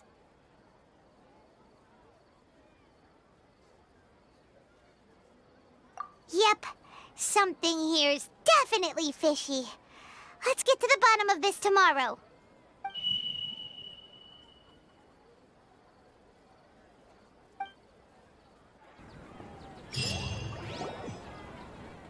Our memories are back!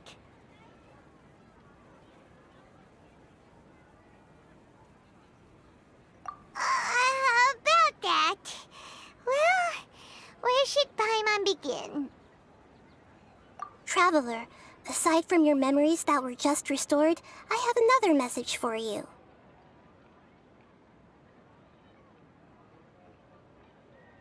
Listen to it and you'll understand. Can't go back. There are countless spaces here. Our Sabzeruz festival in Sumeru City is just one of them. Traveler, you should be missing 2 days' worth of memories. Paimon will fill you in. It's time to carry out our plan from yesterday.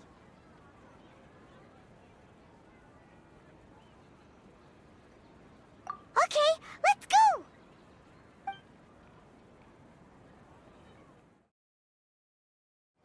We don't have many more festivals to waste. Hurry and find the truth. Why can't we leave the city? What is the Academia up to now?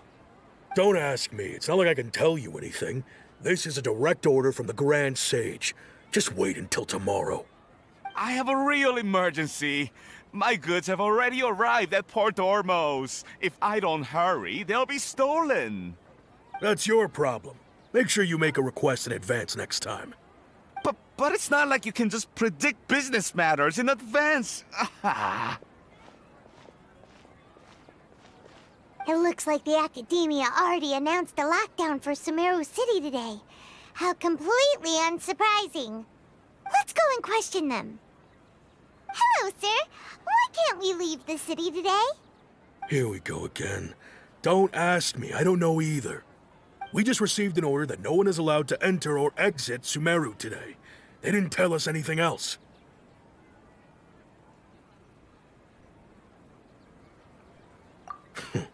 Angering me won't get you anywhere. If I had that kind of insider info, I would have left this stupid post long ago. It looks like he really doesn't know. If we can't get anything out of him, let's take matters into our own hands. Why don't we climb over the walls? Those guards can't be everywhere at once. This is a good spot, and the guard hasn't noticed us at all. Let's hurry! Huh? Why? Are you going to leave Paimon behind? But what if things get really weird out there and you get into some trouble?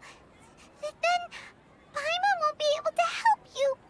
Oh, Paimon knows that Paimon can't do much, but we've always been together, haven't we?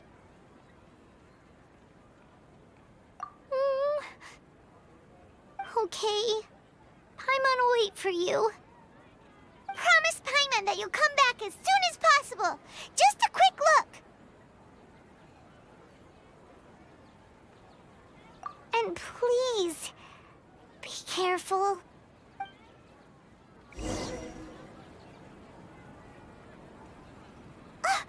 Memories!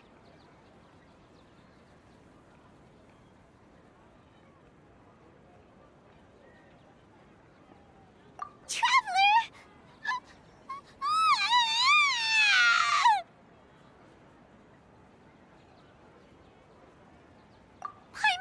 Paimon would never see you again! You just disappeared! Paimon waited for you for hours and hours at the city wall and you never came back! You promised Paimon that you were only taking a quick look!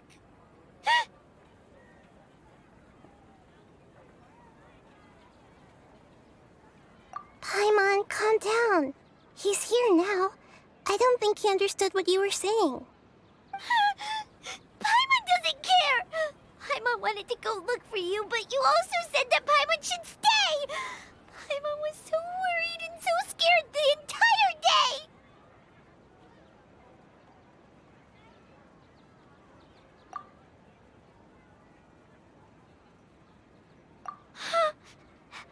Okay. Paimon will forgive you. The most important thing is that you didn't actually disappear. Oh, Paimon was so scared that you had gone into another world. Okay. Paimon, can you tell us your perspective of what really happened yesterday? I see. Using two people's different perspectives. After that, you left the city. Paimon kept her eyes on you the whole time, but then you disappeared in an instant.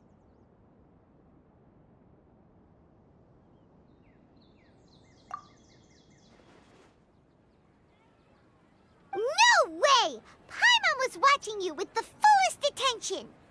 What's your perspective, Traveler? You sure you don't have any memory of this?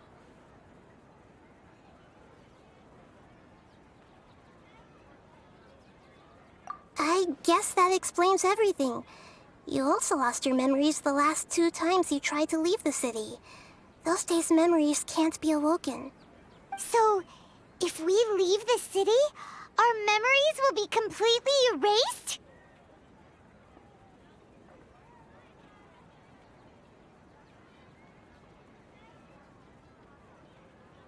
It really sounds like something big outside of the city is being hidden on purpose. But this way, we'll also never discover what's outside.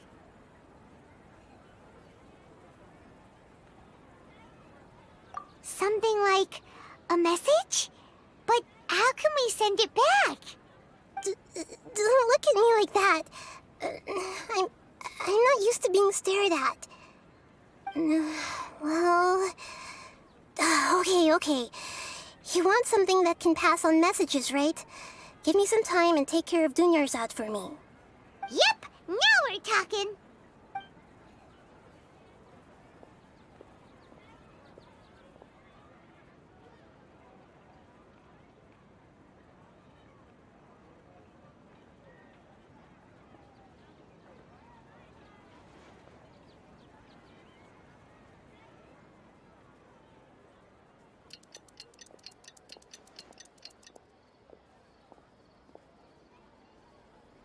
done. Here you go. What? Isn't this just an Akasha terminal? You made some little changes. Akasha terminals are already capable of sending messages. I just tweaked it so that it could connect to any node. To make something like this? Nahida, you really know the Akasha like the back of your hand. Anyway, we can use this now to record a message, right? Yep. I'll help you save the messages. It should be pretty easy to use. I just can't guarantee the user's status and signal coverage when they're outside the city. We'll never know until we try. At least we're taking the initiative now.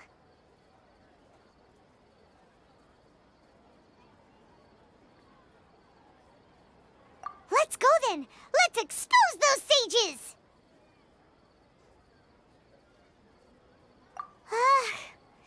All right. Paimon isn't as worried about being separated since it happened once yesterday. But Paimon still isn't happy about it.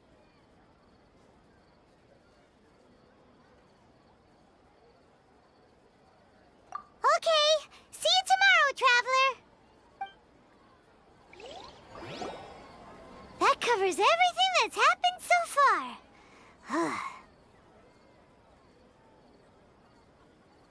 Yes, although the signal was choppy and had some interference, we still managed to receive 2 messages from you when you were outside.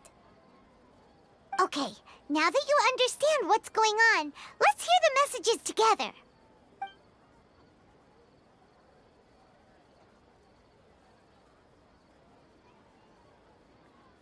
Can't go back.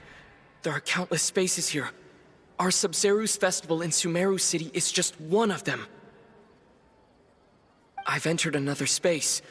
Before me are flowing sandstone and howling fish. Impossible and surreal sights.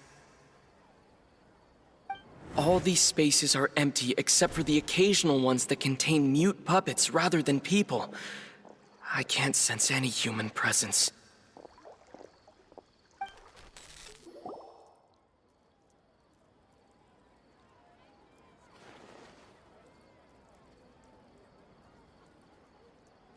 That's one heck of an info dump. It sounds like you left the Sumeru City space when you set foot outside of the walls. But everything looked completely normal when Paimon was looking out from the inside. That's unbelievable.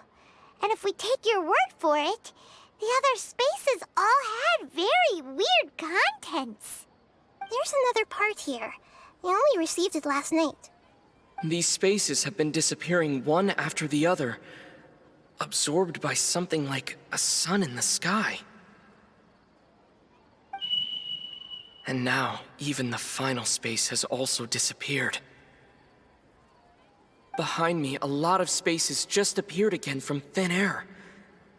I get it now! Those spaces are actually...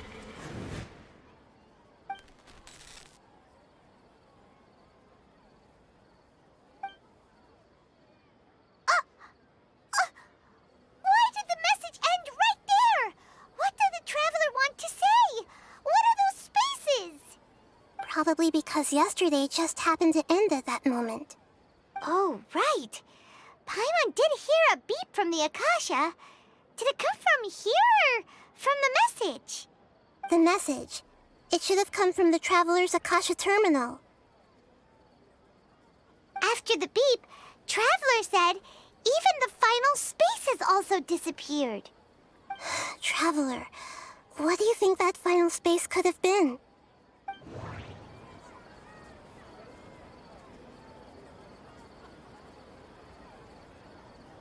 All the bizarre spaces I saw outside the city had one thing in common: a lack of human presence.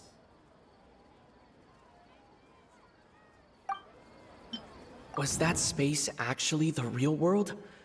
But wouldn't a real space just randomly disappearing like that be catastrophic?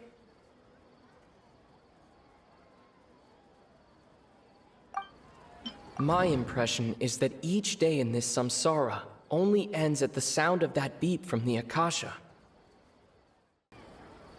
Oh, so that's what it is!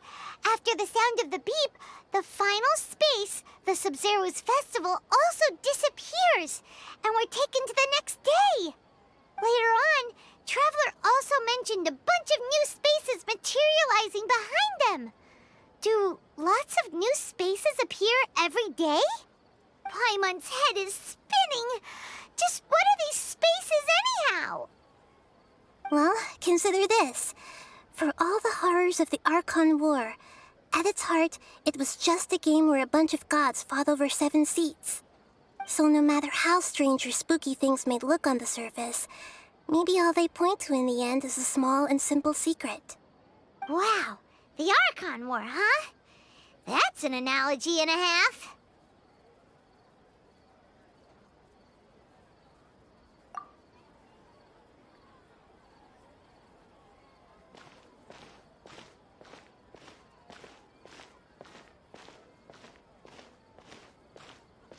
Hey, where are you going?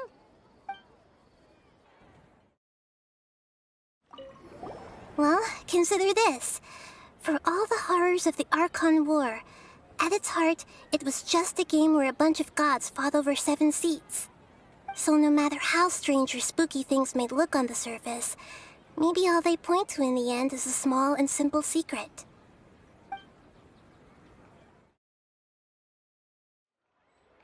Do you want some alone time to think? All right then, Paimon won't disturb you.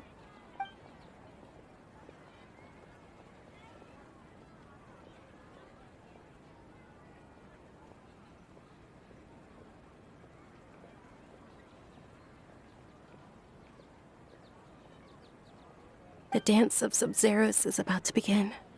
I'm going to go watch it.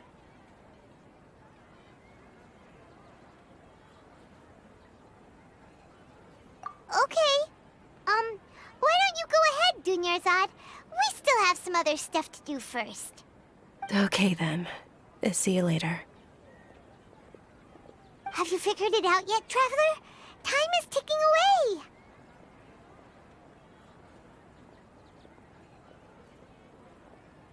Awesome! What is it? Paimon wants to know.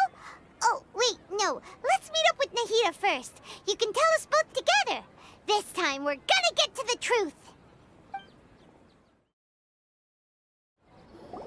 You're back! I've been waiting forever for you two. Judging by the looks on your faces, are you ready to take your Sabzeruz exam and graduate from the festival?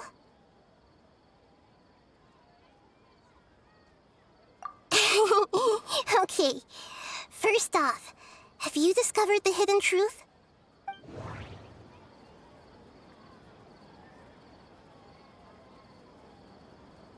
Okay, Nahida said the Akasha relies on the power of a gnosis to operate, as it is the manifestation of the God of Wisdom's power.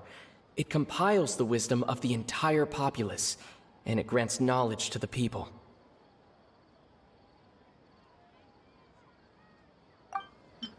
We've already experienced the Sabzeruz festival many times, and the day of the festival seems to be in a perpetual samsara.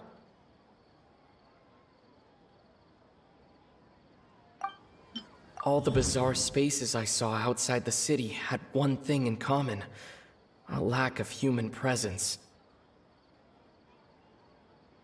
Those spaces remind me of dreams, like the one I had in the Avidia Forest, except these have no sign of human presence.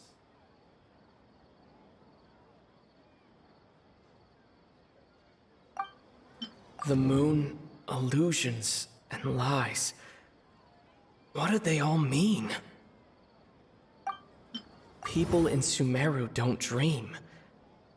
What a strange phenomenon.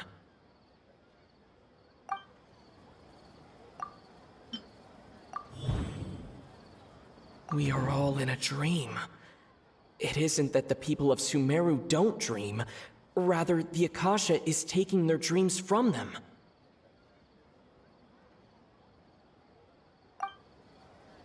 People in Sumeru think they don't dream, but the truth is the Akasha steals their dreams without them knowing it.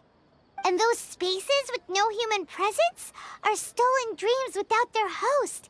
That would explain why they sounded so weird when he was trying to describe them. Huh. So people in Sumeru do dream after all.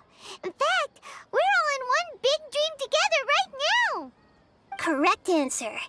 Now, how did you conclude that the Akasha is capable of this?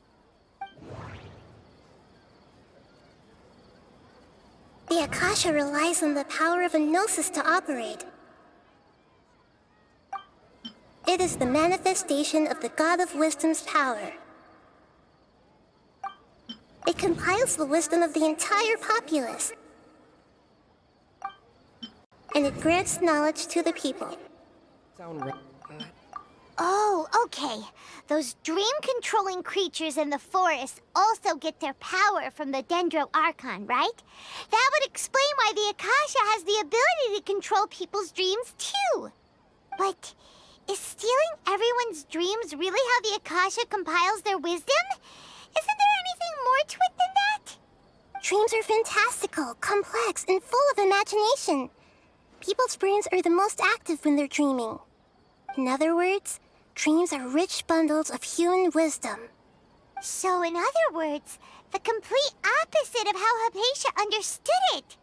Paimon remembers her saying that the sages think dreams are foolish delusions, and the fact that no one dreams is a blessing from Greater Lord Rukkhadevata. So it was all a dirty trick? The real story is that the sages from the academia are using the Akasha to steal people's dreams for their own use, huh? Oh? By the sounds of it, you understand the current situation pretty well. So then, what about the samsara? The beep is a prompt tone for Akasha operations. We still hear it every night, even though we removed our Akasha terminals.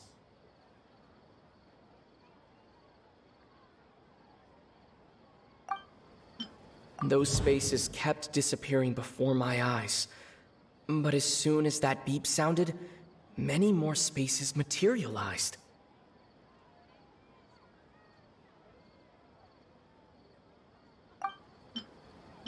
Those dreamscapes kept vanishing, but as soon as that beep sounded, more new spaces appeared.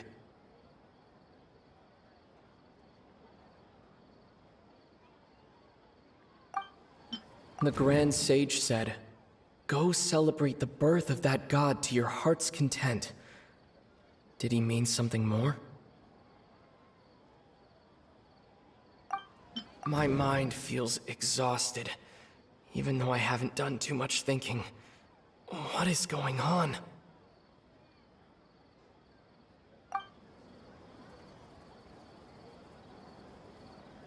We've already experienced the Sabzeruz festival many times, and the day of the festival seems to be in a perpetual samsara.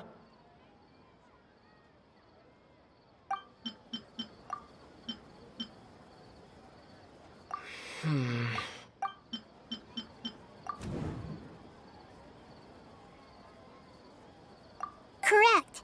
The Akasha is keeping each person's brain in a constant dream state, but also separating their consciousness from their own dream. Their disembodied consciousness is placed inside the collective dream of the Sabzeruz festival along with everyone else's, while their now vacant dreams are harvested by the Akasha. No one is any the wiser as another day passes in the dream, and so begins another samsara cycle. People wake up to yet another dream about the Sabzeruz festival. The dreams that belong to them are once again harvested by the Akasha, and so it continues. So, this is like a dream factory, and the Akasha is a dream harvesting machine. Did Paimon get that analogy right? Very good, Paimon. Using analogies well is an excellent habit to get into. Okay, so that beep we keep hearing is actually from our real-life Akasha terminals. Taking off our terminals in this dream doesn't do anything. All right, last question. Who am I?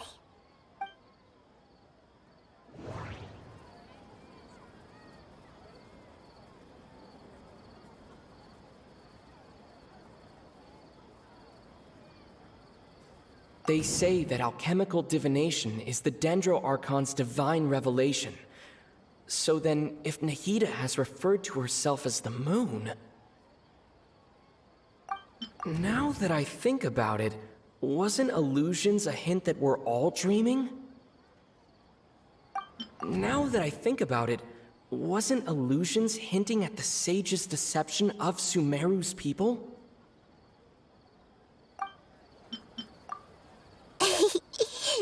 So you noticed. I thought that one would be the hardest question. That's why I put it last. That wasn't hard at all. Even Paimon guessed that.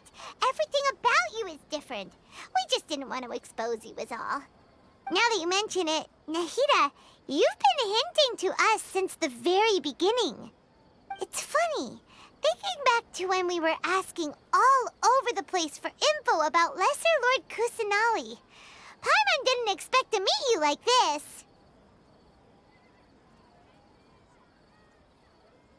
Yes, those can wait until we're back in real life.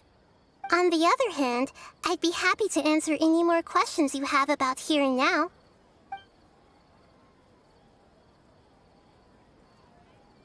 You asked me this question before.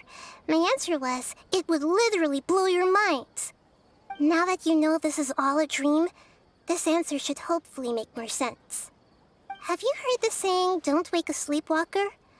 Likewise, if someone suddenly had told you all this instead of you learning it on your own, your notion of reality and dream would be thrown into irreversible confusion.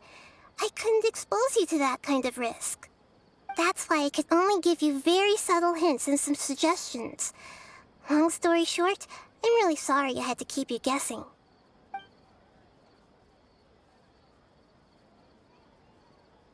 Firstly, this dream we're in is completely based on reality. People have already experienced this Sabzeruz festival, so it would be very difficult for them to find anything that strikes them as surreal. Secondly, you're probably wondering why people don't have any memories from earlier samsara, right? That's because people don't remember their dreams most of the time anyway. And in any case, their actual dreams are being taken away from them by the Akasha. So whenever they wake up in this dream of the Sabzeruz festival, they don't remember anything from their previous identical dream. That reminds Paimon. Traveler had a dream when we were in the Avidia forest, but couldn't see what it was about after waking up. Is that an example of what you mean? Yes. Only after receiving the blessing of Dendro can a person gain the Dendro element's dream-enhancing power. That explains the feelings of déjà vu.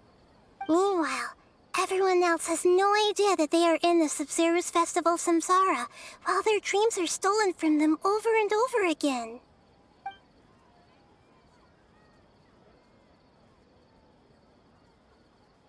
Can humans really keep dreaming forever like this?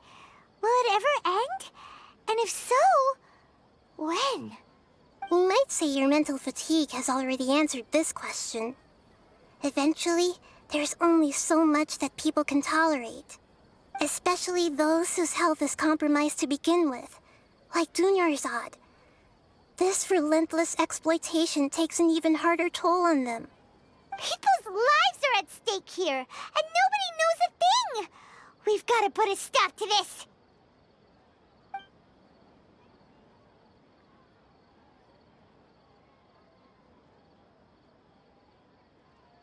I know, right? Why did they have to base this dream on my birthday? Could it really just be a coincidence? Even you don't know the reason? Wow, now that's strange. The Academia sages are determined to harvest lots of dreams in a short time, no matter the cost. They have to be up to no good. Unfortunately, I don't know anything about it. Traveler, do you have any information?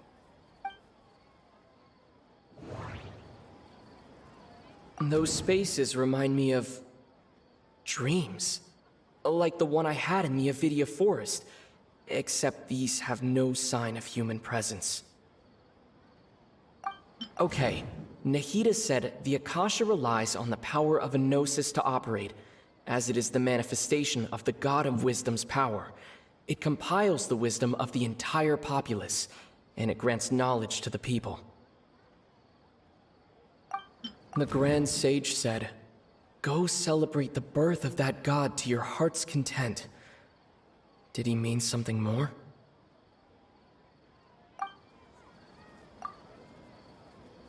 Celebrate the birth of that god? Could it mean deceiving the people of Sumeru with no regard for their safety? No matter what they're trying to do, this is unforgivable. After we end the Sabzeruz Festival Samsara, we have to look into them. How can the sages of the Academia do this behind their Archon's back? This is ridiculous! In the end, I'm just the moon. The real sun is long gone. A sun and a moon? Nahida's talking in riddles again.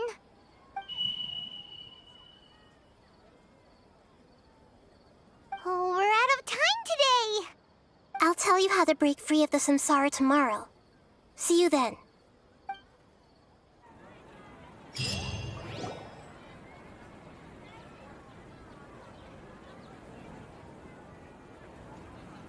Good morning, Nahida. Wait. Now that Paimon remembers everything, should we instead say good morning, Lesser Lord Kusanali? Hey! What's wrong, Nahida? You don't look too good.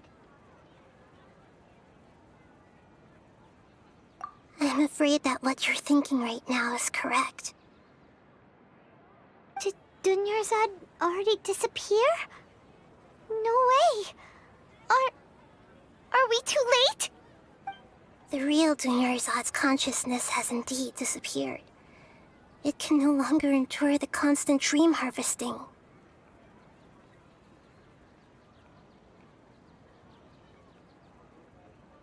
Paimon can't believe it. Wait, so what about that other Dunyarzad? Just what is she? Is she also going to disappear? She's actually something like a puppet, but not completely. The real Dunyarzad's consciousness could no longer keep playing her role in this dream. So another Dunyarzad appeared to replace her in the dream. Just like the grass and the trees, that Dunyarzad is just a building block of the dream that helps to keep it going. But personality-wise, she's nothing like the real Dunyarzad. Puppets are stiff, and can't copy a living person's vitality. After all, they're just there as filler. You know, speaking of which, the old Dunyarzad might not have been too different from a puppet. Dunyarzad truly believed that she met you within her consciousness, and it was you who inspired her. So you do remember her after all. Yes. Back then, her family was overly protective of her. No one cared about her personality or thoughts. It was as if she only lived to stall her Elazar. I just gave her a little wisdom so she could look at life in a new way. So that she could be her own person. But even so, she's still...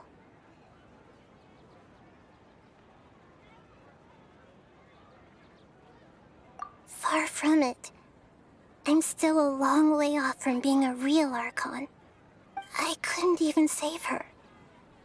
If I were a competent Archon, I wouldn't have let my most faithful follower die at the Sabzeruz Festival with so many regrets. Please don't beat yourself up over it, Nahida. It's the sage's fault, and theirs alone.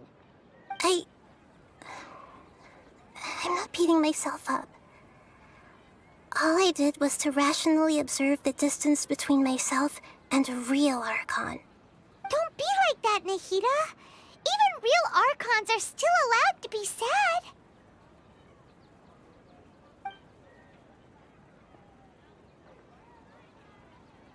To prevent more tragedies like this, we must end the samsara as soon as possible. Great, but how do we do that? Although the Sabzeruz Festival dream is under the Akasha's control, only humans can dream. Even the Akasha is unable to create them. That means this dream belongs to a host who created it.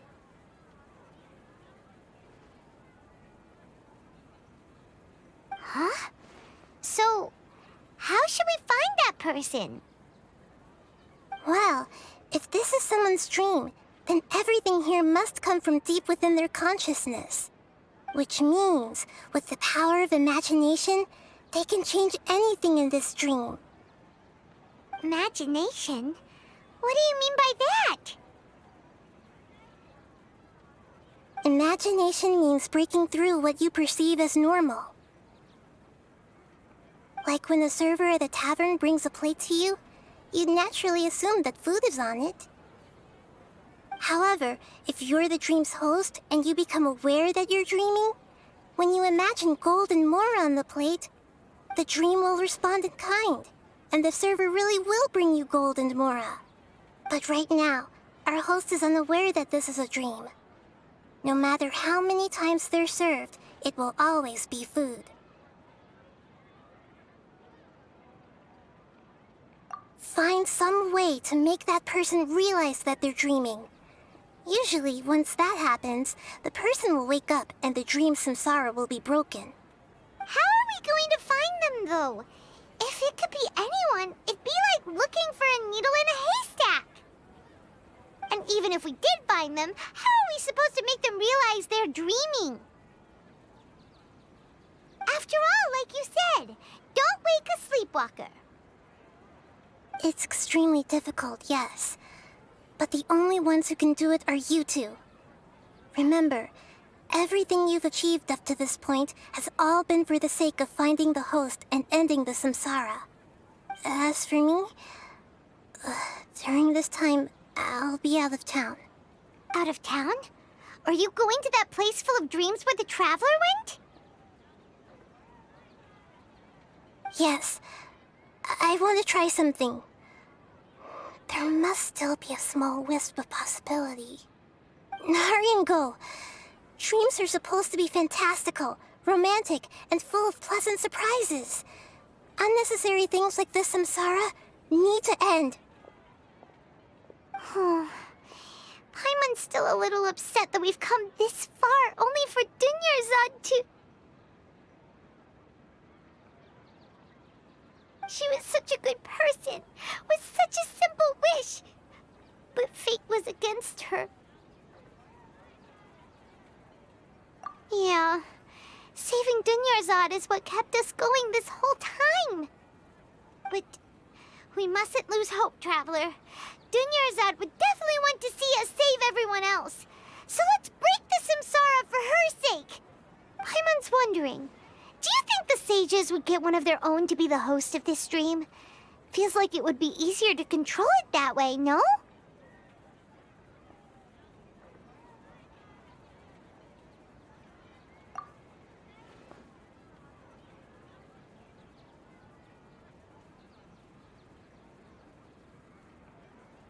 Huh.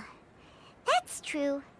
Plus, the sages probably weren't counting on there being other factors beyond their control, like Nahida and us. So, who do you think the host of the dream is? Oh, that would make sense. Ferris, the Knight of Flowers, is a symbol of the whole Sabzeruz festival, right? Pretty core character. Let's go ask him some questions, shall we?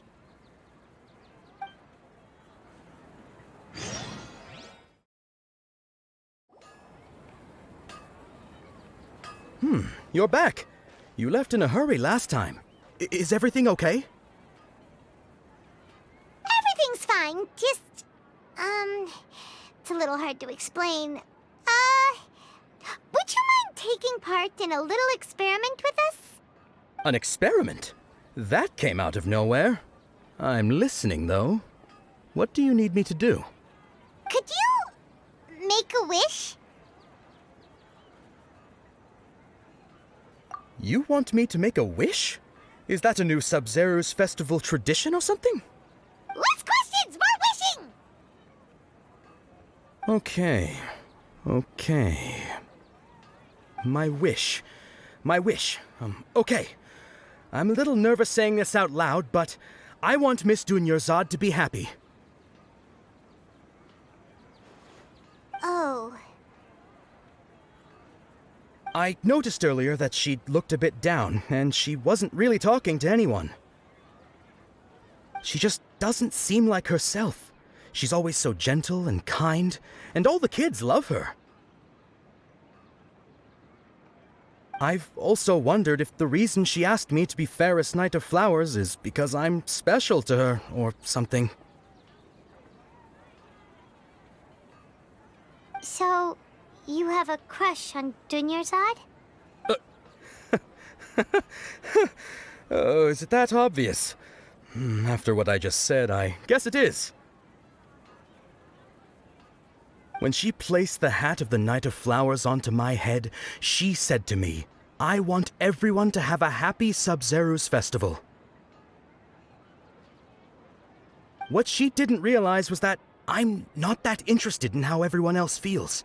In that moment, I just wanted to be her Knight of Flowers for the rest of my life. 50 years, 100 years, I'll serve her till the end of time.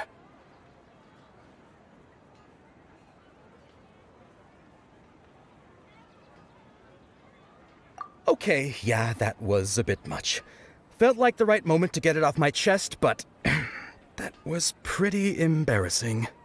Okay, I'm ready to make my wish. I would like Miss Dunyarzad to appear in front of me right now with a smile on her face. Here goes. Please come true.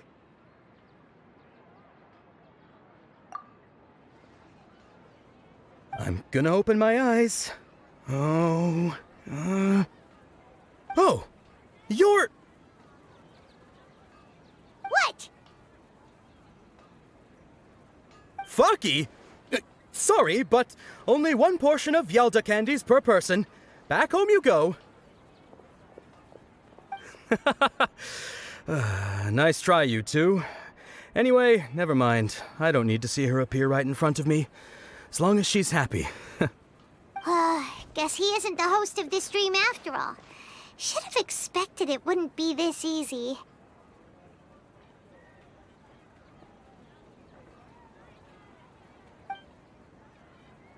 It seems like everyone who knows Dunyarzad loves her, but none of them has any idea that she...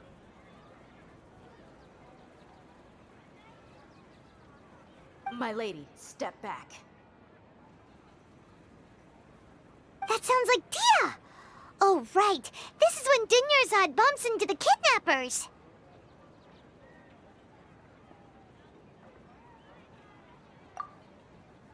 Huh? But Tia can handle them! Hey, Traveler!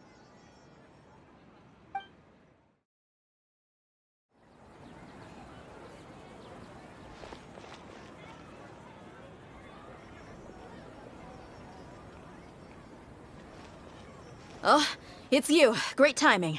Please take... Hey, this is my job. The homie Yannis pay me, not you. Fine, alright. Knock yourself out. Why are you so worked up anyway? It's not like I don't trust your fighting skills. Anyway, watch yourself.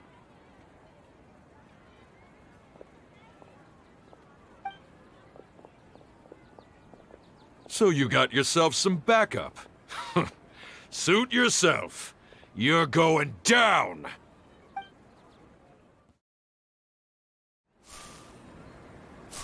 Traveler, were you just taking your anger out on those guys?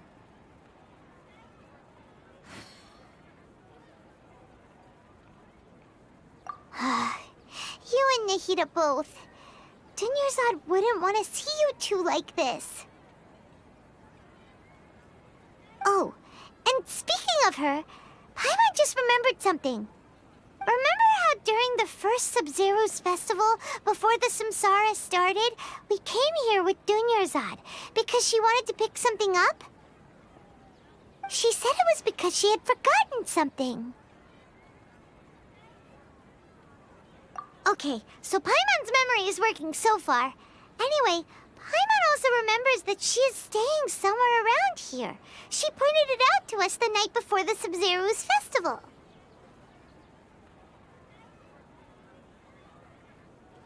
Yeah, even if it's only a tiny clue. It'll probably still help us more than this needle in a haystack search.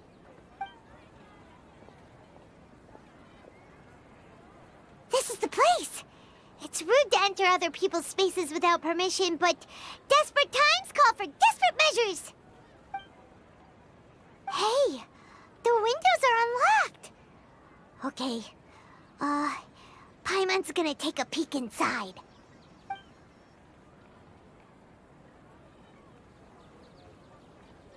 This was only a temporary residence, so there was pretty much nothing inside except this book on the table. Should we open it?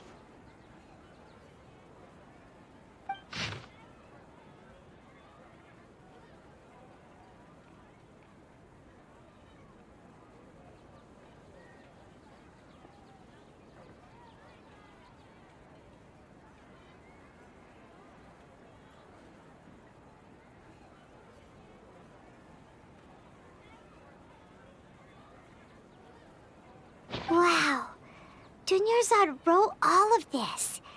Sounds like she was always thinking of us even while we were away.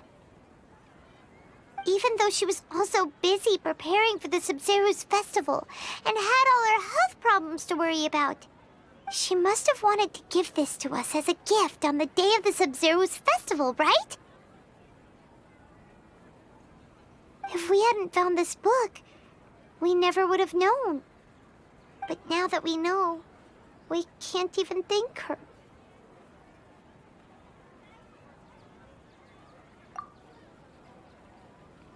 Hey! Where are you off to now?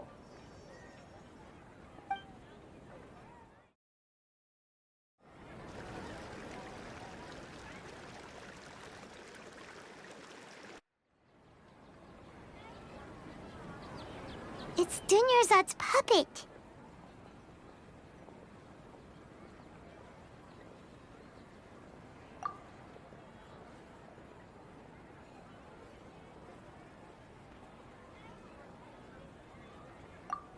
Traveler? You must be exhausted. Come to think of it, we've been stuck in this place for a really, really long time. Heck, even the last time we were chatting happily with Dunyarzad feels like an eternity ago.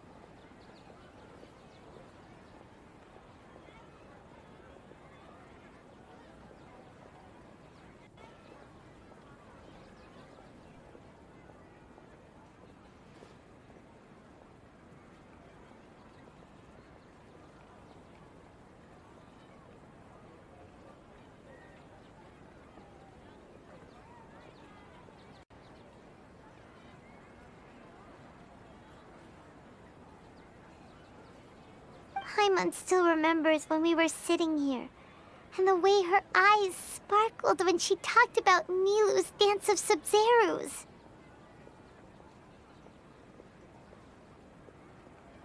There will always be frustrations in life, but I know that the point of living is not to leave behind any regrets.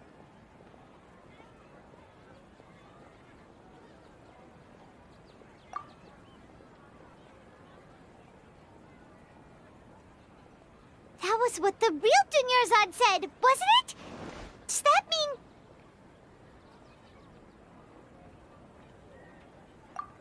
mean... Yes, Traveler. What is it? Oh, so she's still just a puppet. But just now, how come... What? Where are we going this time?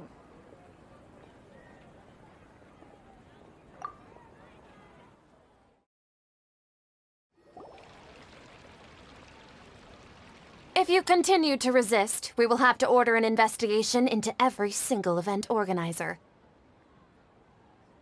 The Grand Sage has already granted you much leniency.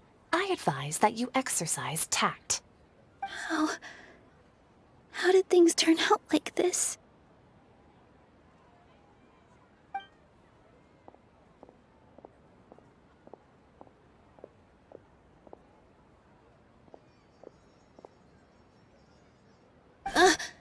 Traveler? don't have to get involved. He's a sage from the academia. I don't want to drag you into this. Traveler. Traveler? What the heck are you doing? If you get arrested by the academia, that's another day gone to waste!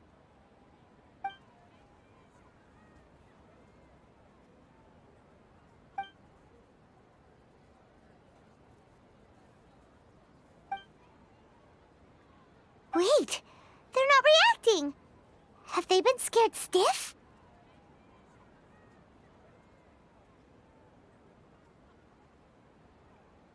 Oh, of course! If this is the sage's plan, they wouldn't put themselves through this. So they're just substitutes. What is this? What happened to the Grand Sage and his entourage?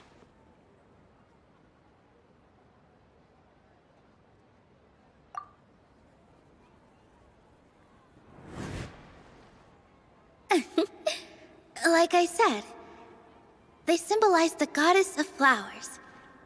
It's just a shame that all the real Padisaras went extinct after her death. Yes. The Greater Lord brought forth new Padisaras in memory of the goddess of flowers. But she ultimately could never truly replicate that beautiful shade of purple.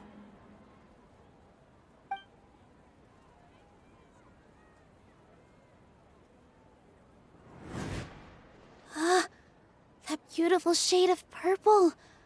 Aren't these flowers real Padisaras? Just like the ones from the legend? I didn't even notice. Dunyarzad, did you find these? But didn't you just say all the real flowers went extinct after the goddess of flowers passed away?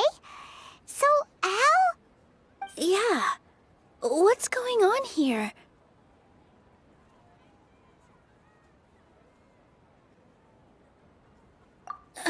Huh?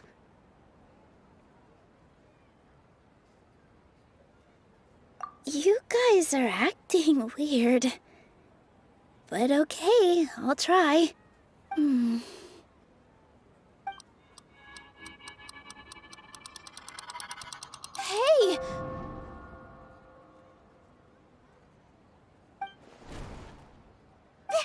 They disappeared!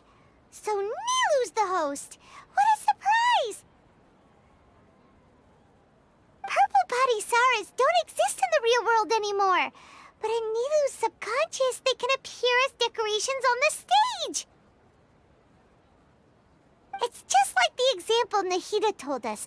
People assume there will be food on a plate, and Nilu assumed there would be real Padisaras in the flower pots. So when you saw the flowers, you instantly knew it was Nilu?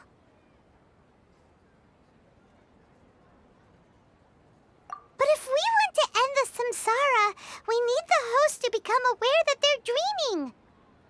How should we make Nilu realize that? Am I dreaming?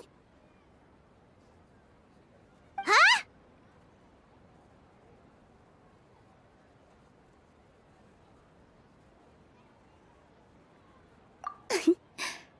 So I'm right. Is this Lesser Lord Kusanali responding to our celebration of the Sabzeruz festival? Wrong guess, but you aren't completely wrong either. The point is, what made you think this is a dream? As far as you know, people in Sumeru don't dream, right? Yeah, but have you heard the tale of the first sage? To prevent a calamity, he went on a journey to find the Dendro Archon. Ooh, sounds familiar. Dunyarzad told us a story like that when we first arrived in Sumeru City. So it was about the first sage, huh? Yep, but in the part you heard, he hadn't become the first sage yet. There's more to the story. His piety and wisdom were acknowledged by the Dendro Archon, and she finally gave her blessing to him. All kinds of spectacular scenes appeared in front of the first sage, as if all the knowledge in the world was being painted onto a canvas right before him. He was captivated. After who knows how long, he mastered all the knowledge he could comprehend. Afterward, he said to the Dendro Archon, "I miss my parents, my wife, and my children. I've been away from home for far too long. They must be worried." The Dendro Archon smiled. The next second, the sage found himself lying in his bed, as if he had just woken up from a dream. His wife, lying next to him, said, "You're off to search for the Dendro Archon today, aren't you? Have a safe journey, my love." In the end, the first sage took care of many disasters in Sumeru City and founded the Academia. What a happy ending. So, the first sage was dreaming ever since the beginning of the story? He never went on his journey? Yes, but his faith and determination were conveyed to the Dendro Archon, so she blessed him in the form of a dream. Paimon understands where you're coming from now. That's a really interesting connection. But we really gotta wake up soon, like the sage in the story!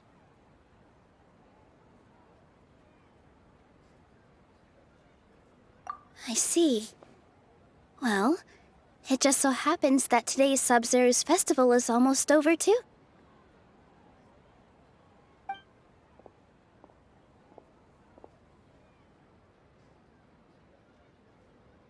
Since we're in a dream, let's make this final dance of Sabzeruz as beautiful as we can.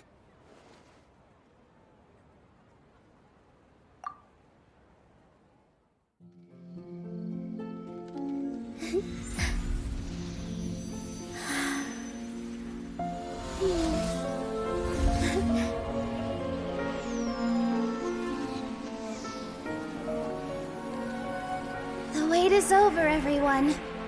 I dedicate this to our god, the dance of Sabzeruz.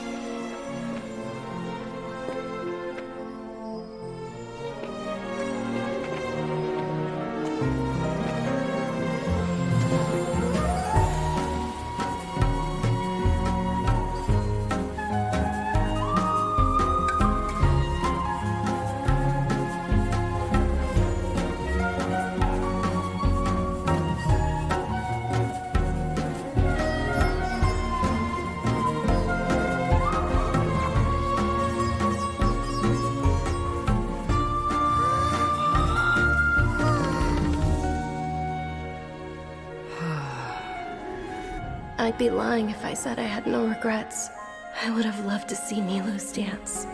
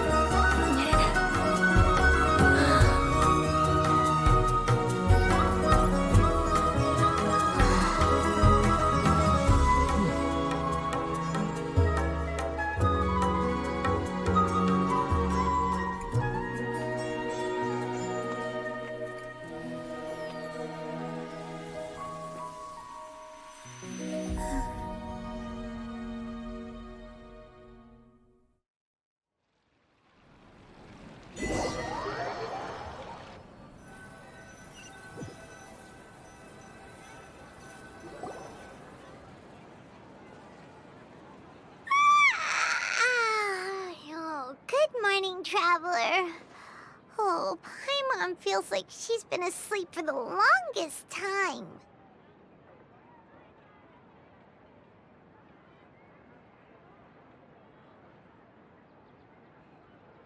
Paimon's head feels super heavy. Did we oversleep? Do you even remember going to sleep last night? Paimon thinks it was after the Sabzeruz festival. The Sabzeruz festival! Have we finally escaped from the Sabzeruz samsara? Quick! Take off your Akasha terminal!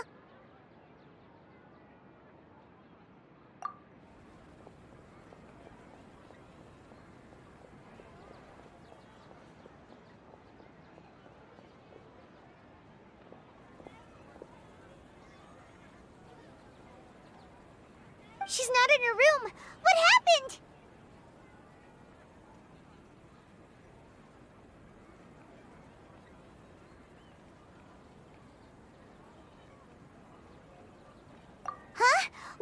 usual spot.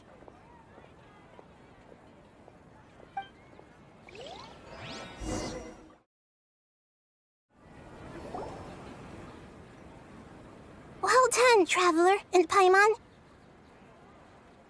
And thank you, Dunyarzad, for organizing the Sabzeruz festival for me.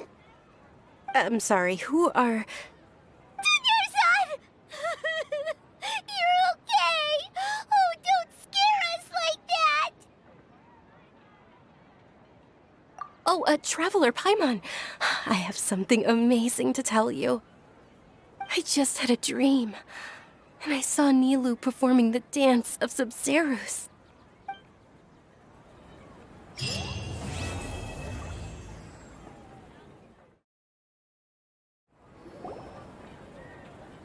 You're actually Nahida, aren't you?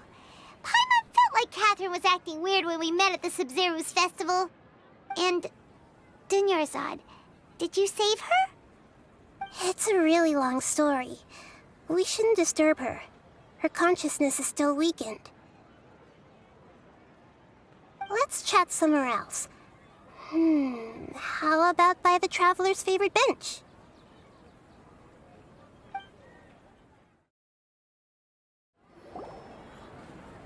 What's going on? Why are you two so excited to see me? Hasn't it only been a night? It's actually been much longer than that. Oh? Strange. Was I really asleep that long? No wonder I have such a headache.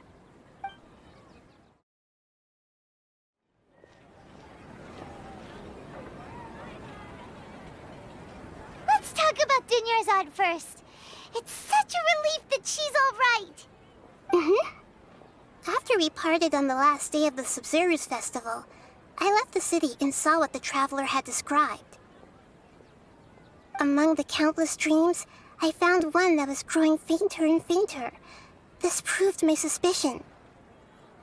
Once Dunyarzad could no longer bear the Akasha harvesting her dreams, her consciousness began to dissipate. But this also meant it escaped the Akasha's control. Such a small fragment of consciousness can't last for very long, though. It will return to its original dream, where both will gradually fade until they completely disappear. I used all the power I had to keep her dying dream alive as long as possible, but it still wouldn't have lasted for much longer if it hadn't been for you two breaking the samsara. So it looks like we did manage to save Dunyarzad in the end. And not a moment too soon.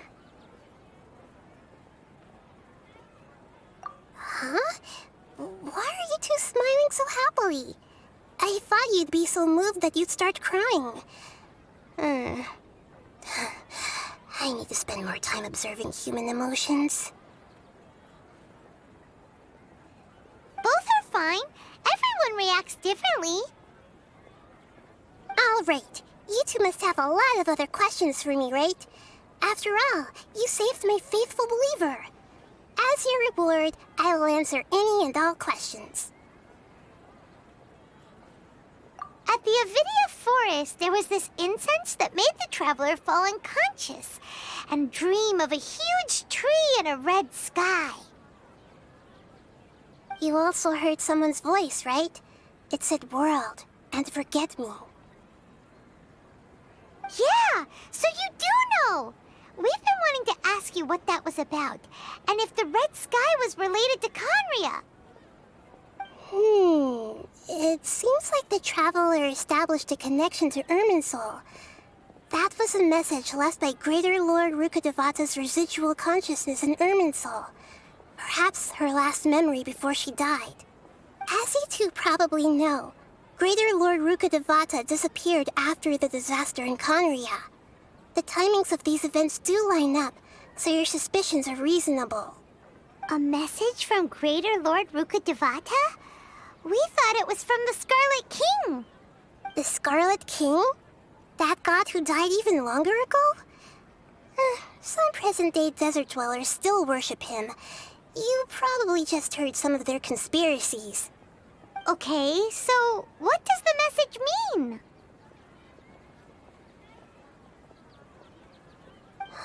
I I still haven't managed to decipher it. Even the Akasha isn't currently capable of doing that. Greater Lord Rukkhadevata's residual consciousness in Irminsul seems to be contaminated with something that has a very dangerous aura to it.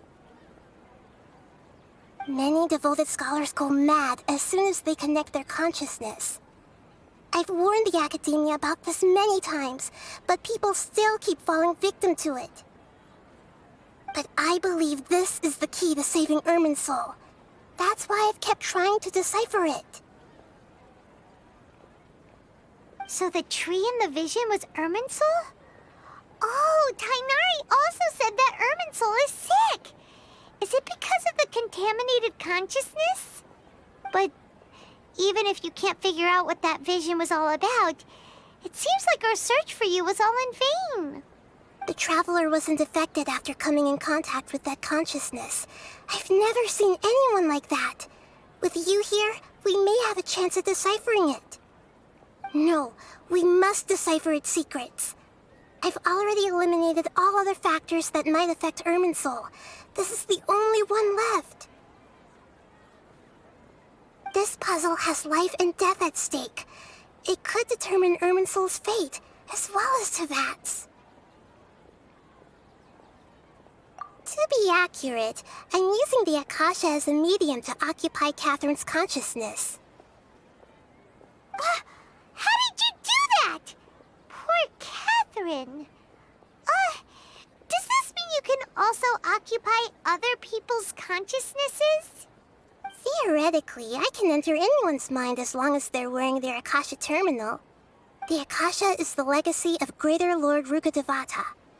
As Lesser Lord Kusanali and the first Akasha terminal, my consciousness has always been linked to the Akasha. I've always respected my people's free will, so I've never actually occupied their consciousness. When necessary, I just borrow this bionic Snezhnayan puppet. Hold on. Did we just learn some deep, dark secret? So Catherine is... No wonder Paimon felt something was off about her. What about your own body? Why do you need to borrow other people's? Don't you live in the sanctuary of Surasthana? That story begins a long time ago. After Greater Lord Rukkhadevata disappeared, the sages found my newly born self and took me back to Sumeru. At that time, I was young and weak.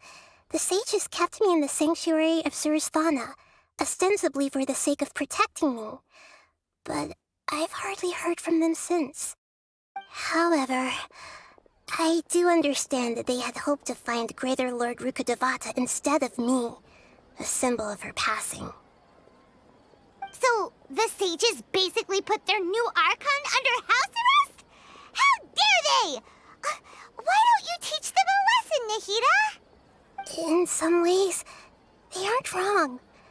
Greater Lord Rukkhadevata was omniscient and omnipotent. Even after her death, the Akasha is still empowering this nation. And I'm still really far away from being able to call myself the God of Wisdom.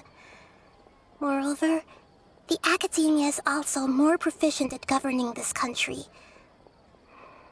My existence has little meaning.